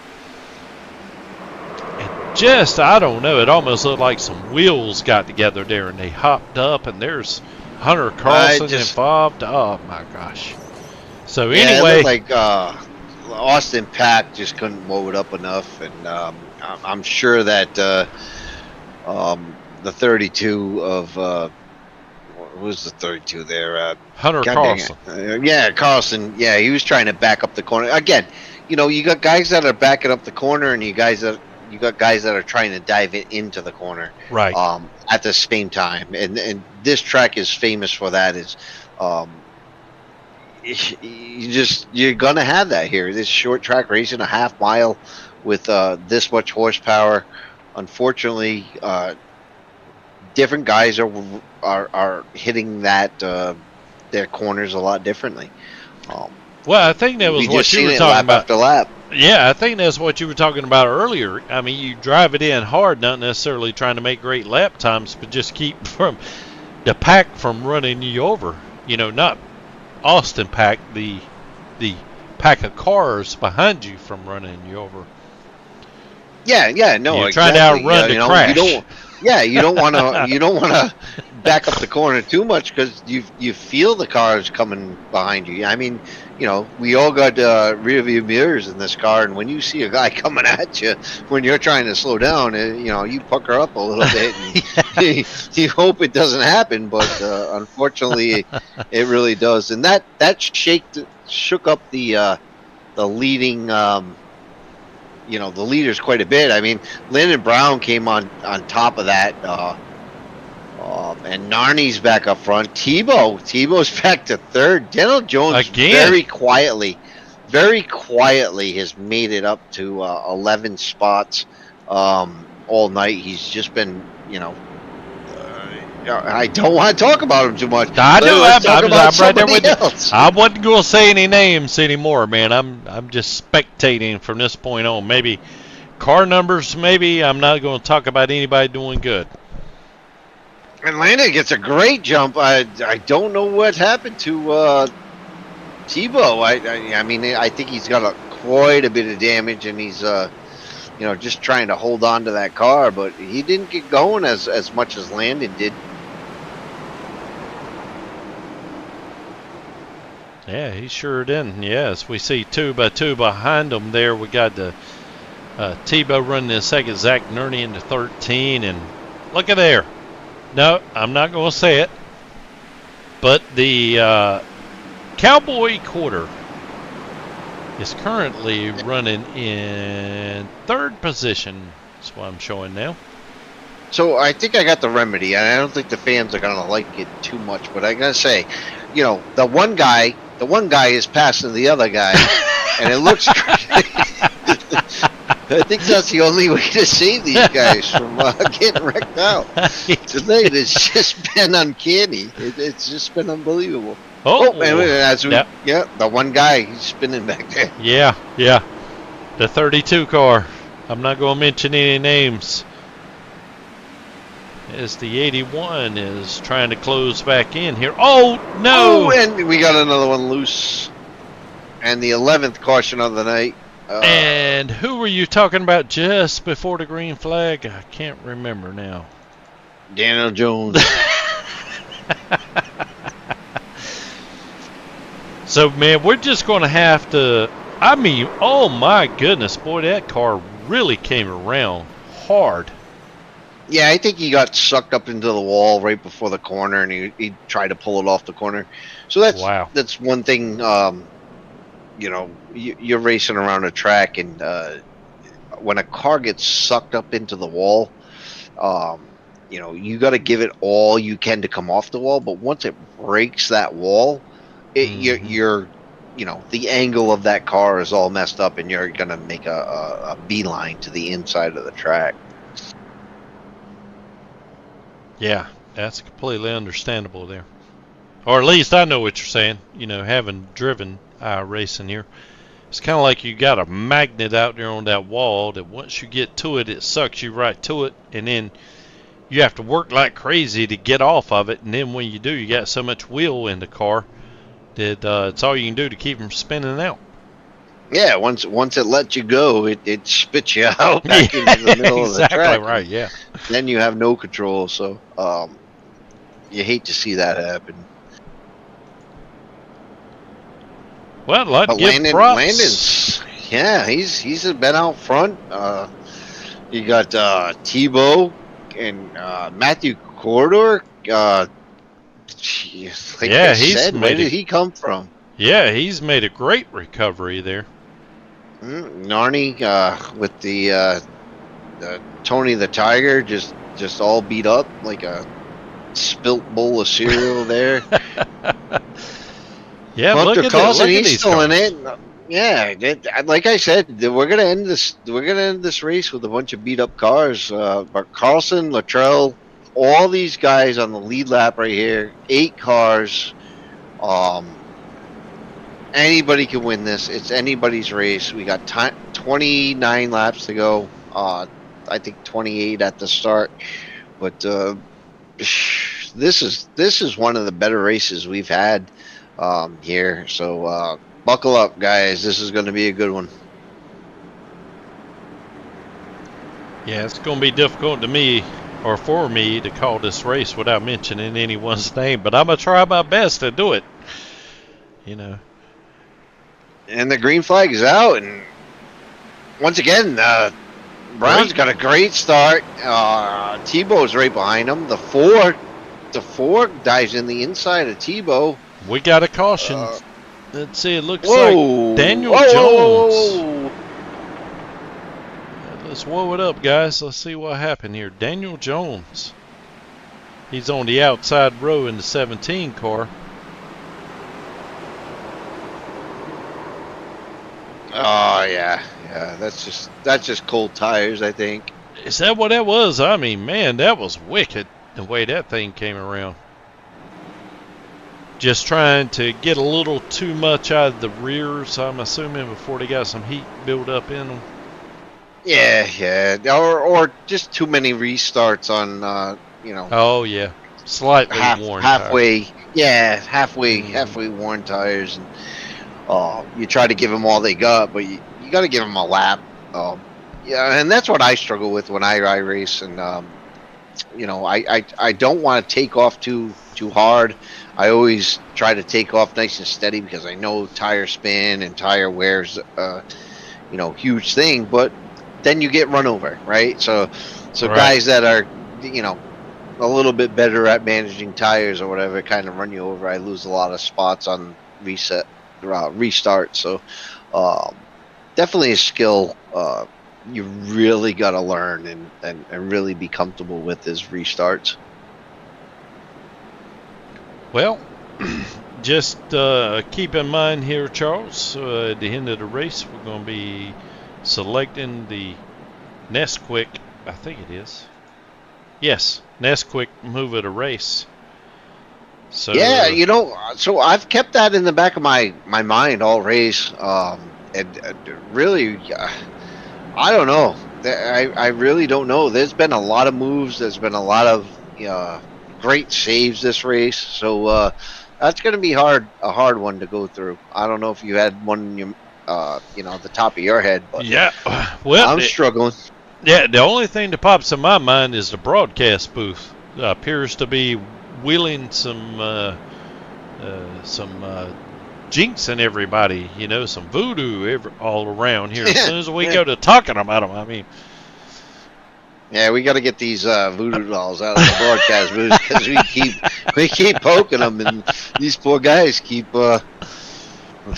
suffering from us. But hey, the base truck's off, and let's see how this restart stacks up.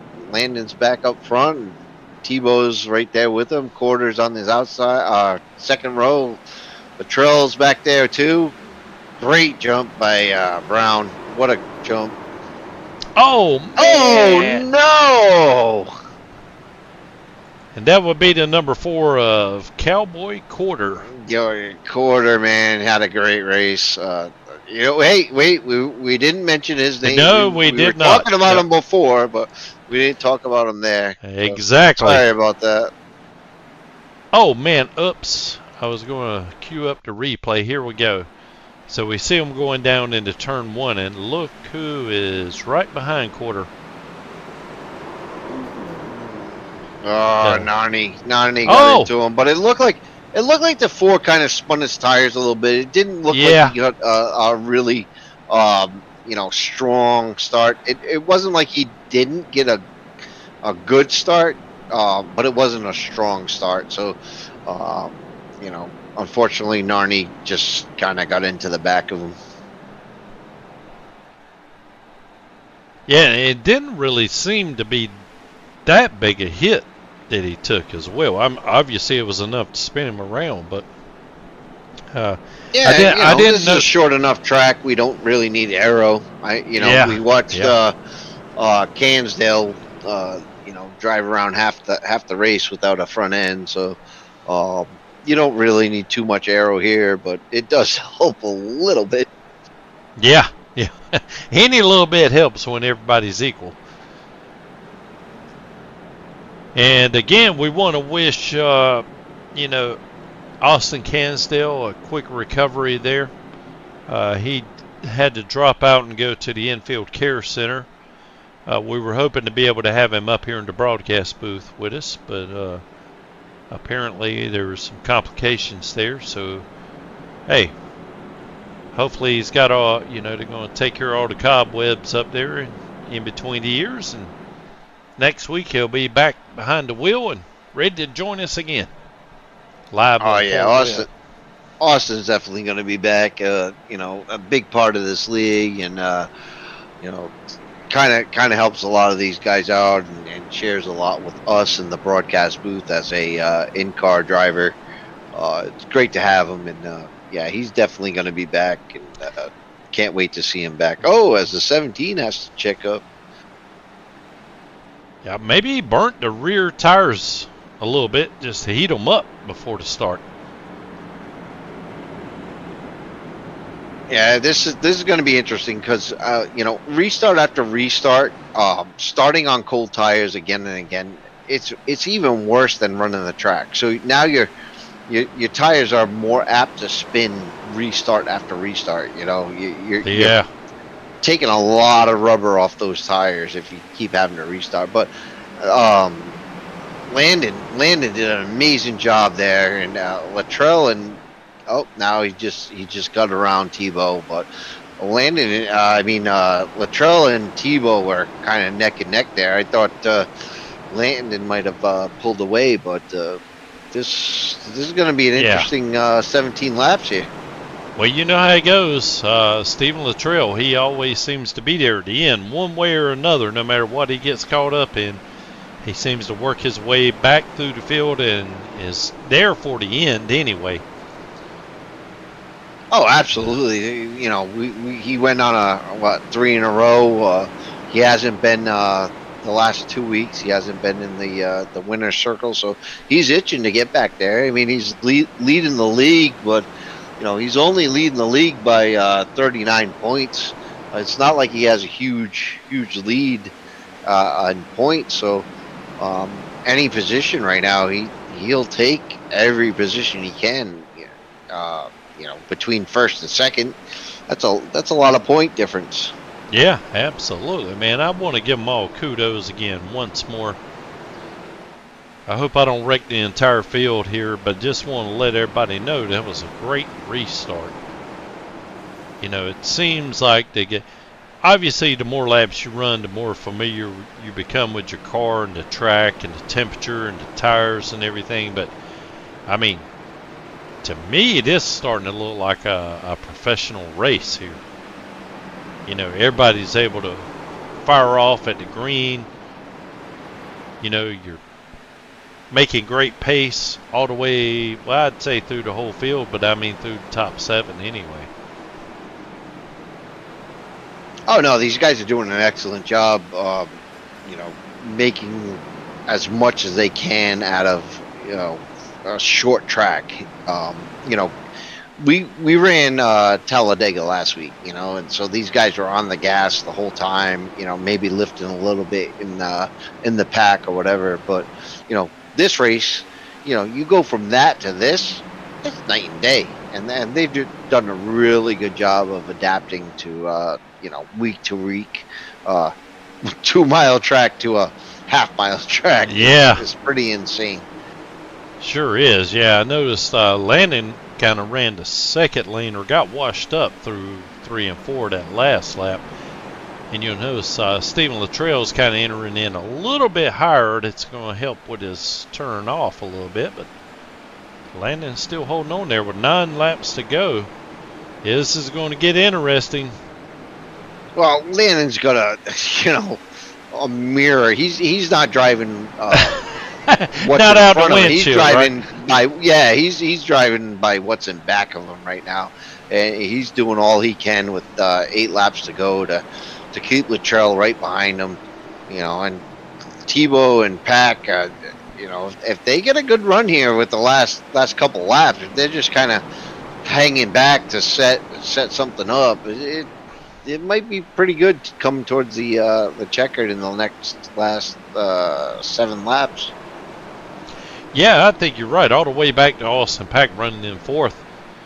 If say Luttrell and Brown get together, it would be easy for him to go from 4th to 1st in just a single turn. Oh, as we see Tebow there. Tebow gets really loose, huh? He sure does. I'm glad he gathered it back up, but that might have stacked that, that part of the field up, P3, 4. They might get back up there to P2. I don't know. They got 6 laps left. They could get back up there. Yeah, I think it's going to depend on how much Landon, if he's holding up Stephen Luttrell, how much is he holding him up? Well, you see, Tebow now already is caught back up with Luttrell, so Tebow may have a little bit more in the tank. Yeah, we might see a bump and run here at the end. But Landon's been pretty good with controlling his car through the bump and run. So is Luttrell going to be able to bump him? Oh, as Tebow bumps him. Wow, Tebow just came through there and cleared everybody out of the way. Landon's in a little bit of trouble on the outside. Luttrell comes through. Oh man! No, hold on to it. We got a caution. And wow, Tebow came through there like a freight train. I cleared everybody out of the way. Definitely used the horn to get around everybody. I don't know if he was trying to woad up, but that was absolutely insane to watch him come through from fourth to first. Yeah, it was a little bit before that, but that's the end result of that. Well, I tell you what, we'll back this sucker up here and see if we can't find out. Because it looked like to me, well, I've already forgot. I'd hate to rely on my memory. No, it happened, as we're backing it up. It happens like right here coming out of 3. Yeah. So it looked like to me Stephen Luttrell got into Landon a little bit, but then that made Luttrell check it up. And there is Tebow just hammering down and weaving. And I mean, that might have been the move of the race. Yeah, where Tebow just kind of comes through that whole thing unscathed. That was amazing. He ran like a slalom, if you will, like they do in skiing. Left, right, left. Come from the outside, goes down to inside. I don't know, that might have my vote right there. That was pretty impressive. Yeah. Very unfortunate to see,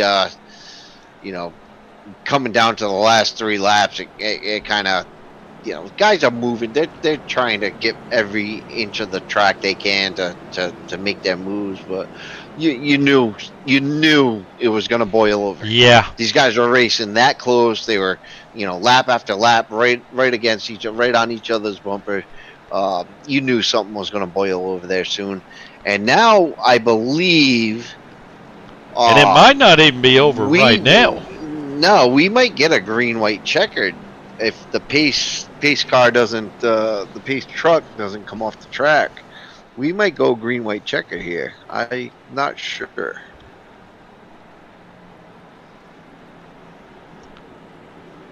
No, we're gonna go 3 laps left. So now we got Zach Tebow on the inside, Luttrell on the outside, Landon Brown's still in there, Austin Pack is back up there, and as we go, Tebow got a great jump there. I mean, and Luttrell right behind him. No. And we got another caution. Caution breeds cautions, unfortunately. It does, especially when you're looking at a green-white checkered like that. That was, you're almost asking for it there. Oh, wait a minute. I just wanted to make sure there was a caution here. A lot of me, they were still getting it done. So we'll go back and see what happened to Austin Pack here. Oh, I got a little bit of a warpage here. You'll notice how the camera doesn't stay on him there. Yeah, I don't know if he blinked out and Landon didn't know he was there and just kind of drove through him. I don't know if that was the case. Yeah, that's kind of what it appears to me. He got just a little bit of blinkage going on, a little bit of warp in there. And Landon was right on his bumper to start with, so yeah. That's kind of hard to say there. I don't know if you can blame it on net code, internet connection, or something, but there was something electronic going on there, in my opinion. Yeah, I would like to chalk it up as all the above, maybe, net code and blinkage and all that. It would be interesting to see what these guys say in the chat after the race, but that was unfortunate. So yeah, well, I guess we're back to another 3-lap shootout here. Yeah, and the way that I see it, we got Tebow running in first, Stephen Luttrell in second, Landon Brown in third, Hunter Carlson in fourth, Bradley Young, how about that? Got a top 5. Daniel Mindfu Jones running in sixth, and Austin Pack in 7th. Everyone else is 1 or more laps down, or should I say 14 or more laps down. So yeah, I think those guys are all disconnected or sitting in the pits. Narni's sitting in the pits, and everybody below him. Oh yeah, from 9 to 16 is kind of out of the race. But well, we got a great finish here for you guys. I mean, hey, this has look, been insane. Yeah, they survived the carnage, and so it's going to come down to a green-white checkered finish here. And I'm showing that we have 2 attempts. I'm not 100% sure there, but we're getting ready to find out.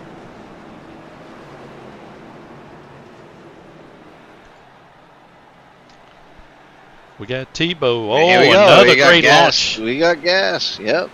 Landon had a good launch with him as well for second place there, and Stephen Luttrell rolling the second line, I should say, rolling in back into third. 2 laps to go. Absolutely. Ooh, looks like Tebow goes wide. Yeah, I'm not sure if he blowed that corner or not. As we take the white flag, this is the final lap. No matter what happens, this is the last one. As he protects that inside line and checks up the number 5, Brandon. So, does he have enough? Does he have enough to get to God. No. Landon drove it in there too deep. Underneath him. Oh, it's going to be close. On the third. Oh, as you crash to the line. Oh, what a great finish for Tebow, Luttrell, Brown, Cansdell, and Young. That's your unofficial top 5 right now. And we'll see how that plays out when the official results come through. Yep, absolutely. Let's see if Tebow will burn it down for us here. Oh, man. Come on. Well, was that friction or congratulations? Knowing Landon, I think that was a congratulations. Let's say it's congratulations. There you go. He isn't happy. Well, I tell you what, we're going to keep the camera here on my boy Tebow. And hopefully, since I mentioned his name right there, he won't wreck on his burnout. But now he wrecks. Now he wrecks on his burnout. Me and Charles will be right back. You guys enjoy the smoke show. We'll be right back to have an interview with our podium finishers.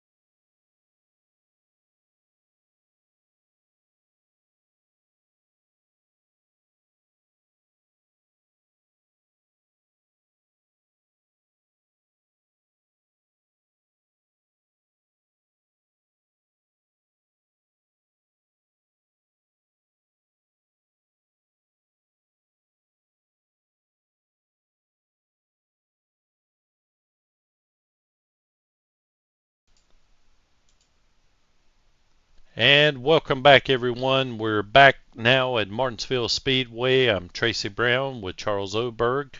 We now have our podium finishers with us, and we're going to go through our final interviews here tonight. And I think, Charles, have you caught up with our third place finisher, Mr. Landon Brown? Yeah, Tracy, I'm down here with Landon Brown. Up 6 spots tonight to take a P3 finish. Led a bunch of laps towards the ends there, and we thought he had it, and it fell apart at the end as everybody's shuffling for that first place finish. Landon, how did you think the race went for you, buddy? First time in the car I ever, so just a lot to learn. I think we learned a lot during the race. That's a big plus. We made up, like you said, 6 spots. So I'm happy with that. Just, got into I don't know, 2 or 3 different incidents during the race that set us back. Pretty much had to take an extra set of tires when we didn't want to. So, essentially just put us back a little further than what we wanted, but we were there fighting for it at the end, just didn't pull through. No, you look great, man. You really did. You fought every lap you had, and then, it really showed up on the broadcast that you're really making every mark you had to make to be up there and stay up there. P3, you got to be proud. Who would you like to thank tonight? Yeah, just Eastern Technical Design, Golden Racing, Blue Line Soft Wash. I got to thank you guys in the booth for 4Wide Motorsports Network, everybody that puts this race on. Wayne Cannon for having me. Like I said, first time in the car, so didn't really know what to expect letting me come in here, but I was glad that, I could pretty much keep a clean nose, just couldn't keep a clean rear. But just disappointed we couldn't get the win, but proud of the result all in all. Yeah, Brandon. You got to be proud of that, man. You ran a good race, and thank you for joining us tonight. And Tracy, I think you have Stephen Luttrell in P2 down in the pits. Yeah, I sure do. Charles caught up with Stephen here. This is almost becoming a regular occurrence now. About every race that we have, we end up somehow or another interviewing Stephen Luttrell, especially after what I think was a war of attrition. That was an interesting battle because it started off kind of crazy. Everybody seemed to be overdriving the corners. Then in the middle section of the race, everybody kind of got a good rhythm or whatnot going on, and then it was just free for all there at the end. So Stephen, how did you see the race? Did you see it the same way, or you got a different perspective on it? Yeah. Oh, yeah. I saw it the same way. Martinsville's hard. It's not an easy track. It's hard braking, and it's a rhythm track. And when you're all getting in rhythm and everything's flowing and everything's good, and then, you get a caution in there and throw everybody out for a loop, and then all the rhythm's gone for everybody, and then you just Right. don't know what you're doing again. First of all, I want to Landon. This was his first time in this car, and then he did it at Martinsville, and he was leading, and God, he was doing awesome. And I heard the 5 to go, and I pushed it coming out of 4 just a tad too hard, and just barely tapped him in the left rear. And I do want to apologize. I did not mean to do that. I just thought I could probably get the run, and I just goofed up and pushed it too hard. Well, it was interesting to me there, Stephen. Like I said, or mentioned as we began here, this is kind of a regular occurrence, and to me, it's such a strange race because you could never tell where the crashes were going to happen. The guys spinning out, but somehow or another, you had a chance to win this race. I mean, what was there some sort of particular strategy? I mean, were you, granted, you said you got into landing a little bit, but I mean, you were still there at the end. Was there some sort of strategy that you were running that helped you out there at the end? I mean, It I don't know. It just seemed like to me that it was almost luck of the draw, but it's kind of hard to say it's luck of the draw when you're here on the podium every week.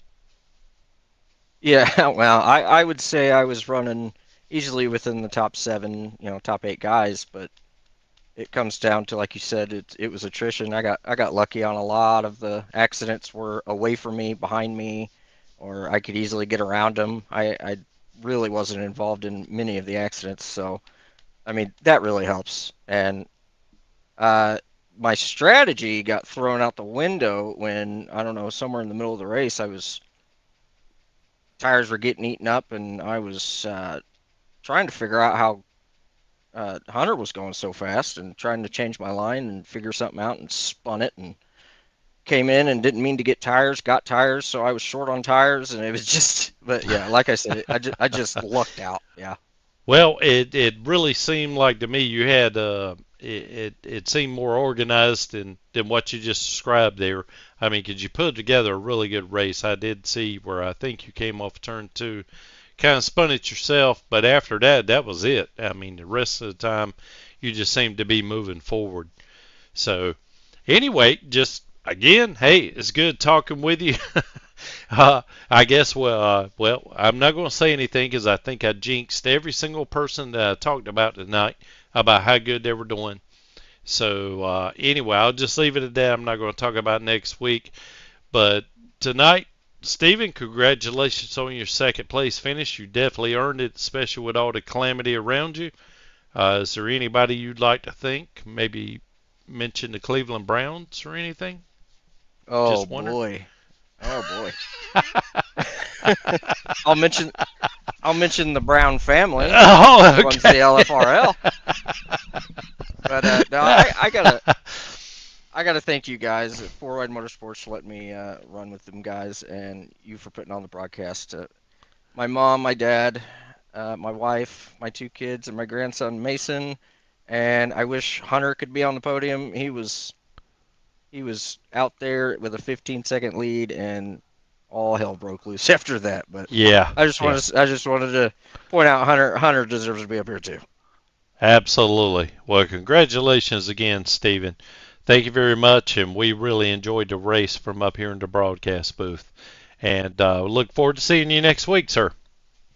I hope I get to talk to you next week too. Thanks. Okay, that sounds great. I'm not going to mention it because I don't want to jinx you. But anyway, watch the replay. You'll see what I'm talking about.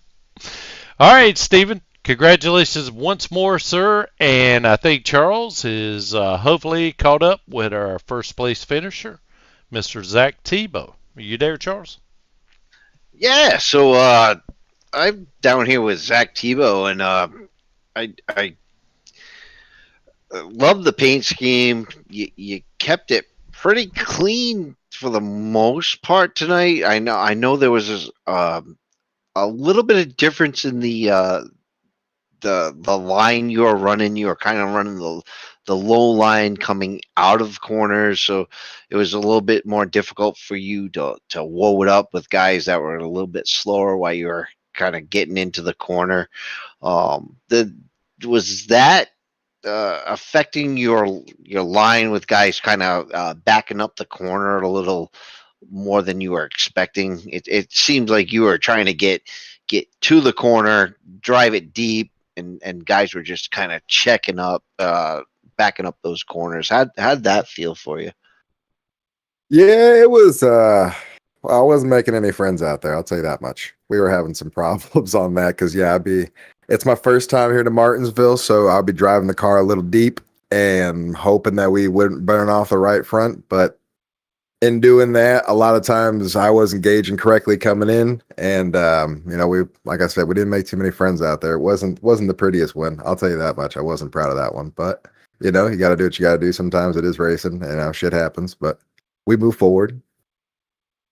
Yeah, I mean, it's Martinsville. You're coming down, a lot of horsepower coming down the straightaway, and everybody woes up at a different break point. So, it didn't look horrible. It looked like you really did have control of your car deep in the corner, which was very surprising because halfway through a run on tires, it seemed like everybody else was kind of drifting up the track, but you were still able to keep it down on the apron there. So, it looked like you had command of your car. It just looked like you were in bad spots all night, and to come through the field, especially at the end there, I thought Landon and I think it was Latrell kind of got into it at the end, and you came from the top line, dove down to the bottom. What did you think? Do you remember that point of the race where you kind of had to use evasive measures to kind of get around the mess in front of you to make it to the front? Yeah. What Landon and Steven were ahead of me, and I'll be honest with you, I felt like we had maybe a top 5 car there.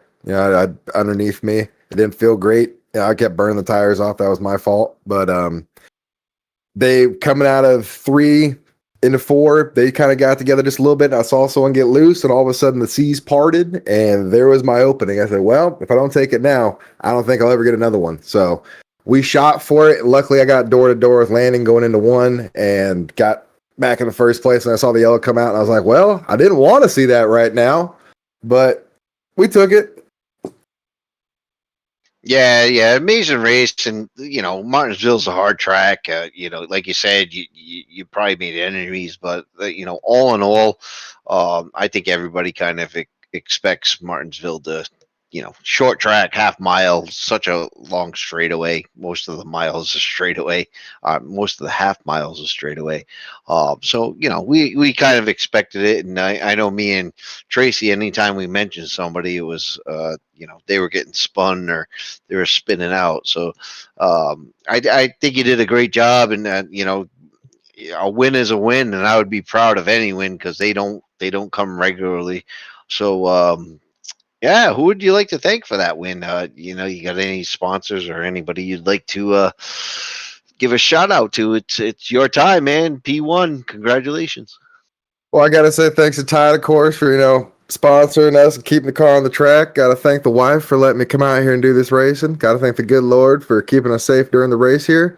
Zach Motorsports, Nerney had a good run, was going on there, but he had some troubles early and ended up 17 down. But, we'll be coming back next week and see what else we can do. And how's that saying go? Short track racing. Absolutely, buddy. Well, congratulations on the win, and we look forward to next week. Always a pleasure, and like I said, glad to see you up front, man. Yes, sir. See you guys next week.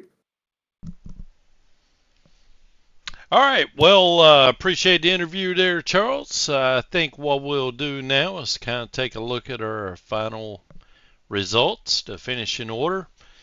So once again, the number 10 of Zach Tebow ended up grabbing first place. The 36 of Stephen Luttrell got second. The number 5 of Landon Brown ended up getting third. Landon started ninth, so he moved up 6 spots there. That was pretty good. I think one of the heartbreaks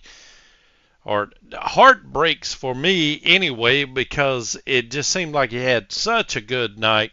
And I'm not exactly sure really how in the world he ended up finishing 4th, but Hunter Carlson, the number 32 car, had such a good car all night long. So somewhat of a heartbreak not to have him in the podium.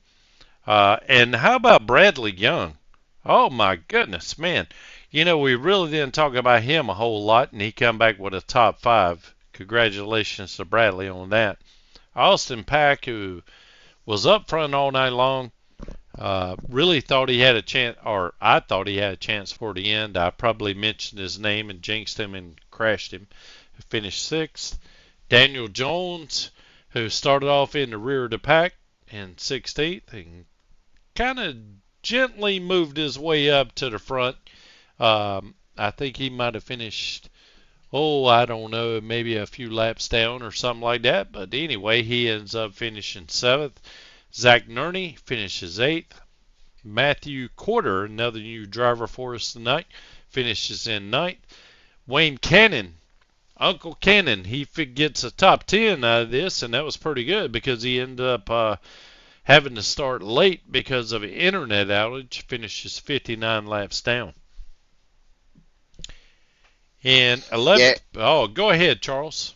I'll let you take yeah, it. Tracy. So our in-car reporter, Mr. Austin Cansdell, finishes 11th. Starts, sixth, kind of fell back. Jared Berlin started fifth, fell back to 12th. Ronnie Pickett is another new driver for us. Started 14th, finished 13th. Not a bad showing for him. Even though he was laps down, Yogi Tesler in 14th, Doug Pachter 15th, and Benjamin Hollaball, um, rounds up the field in 16th. Heartbreaking night for those guys back in the field, but short track race, and it's the way the cookie crumbles. That it's a hard track to drive. We watched it all night. I think it was 15 cautions we had tonight. It's short track racing with such horsepower. These guys did an amazing job, and even though the stats don't show it, they all did an amazing job. Well, you're exactly right there, Charles. I think we had discussed this earlier, but I think I know who your nominee for the move of the race is, and I know who mine is. So, who would you Yeah, like that to was. give a? Go ahead. Well, I'm gonna say Zach Tebow on that last few laps when it was unfortunate that Luttrell got into Brown, and Zach Tebow ended up coming up the high end while that was going on. Dipped down, past them both, and takes the lead. What? That was during a green white checker there with the last few laps left. That was absolutely amazing move he made. He could have got caught up in it, but he made a good decision, and a great heads up driving by him just to keep it right where he needed to catapult himself to a win. That was the best move of the race. Yeah, and I absolutely agree with you as well. I think we had discussed it once it happened. Zach Tebow kind of went through the cars there once they got together and sort of split a little bit. Zach went through them like a ski slalom almost, and uh, never lifted apparently, but didn't need to. He just went from the high lane to the low lane, back to the high lane, and that was a very impressive move and a scratch on the car. So I think we are unanimous in that and giving Zach Tebow the move of the race. So Definitely gonna have a nest quick over that one. That was amazing. absolutely, yes sir. So anyway, I think that's gonna pretty much do it for tonight. Our Friday night broadcast on Four Wide Motorsports Network, or Gen4 class. Um, we have our information now at the bottom of the screen there, scrolling across by the upcoming schedule on Monday, 9/29. It'll be the Four Wide Motorsports Truck Series at Dover Speedway. So that'll be Monday night. You guys check us out there. And then we'll go on next Friday night. We'll be at Auto Club Speedway here with the Gen 4 cars as well. And I'm sure that'll be a great show as well. So anyway, just like to say thank you, Charles. Like I said at the very beginning, man, you got the gift of gab. You're too happy to be sad. And if you won't hear, I'd be mad. So thanks Always for a all pleasure, Tracy. I enjoy it too, man. I see you got me a spot warmed up at the other end of the couch there, man. So it was great having you over. I enjoyed the race. It was great entertainment, especially for a Friday night. So for Charles Oberg, I'm Tracy Brown, and we will see you on Monday night right back here on Four Wide Motorsports Network. Good night, everybody.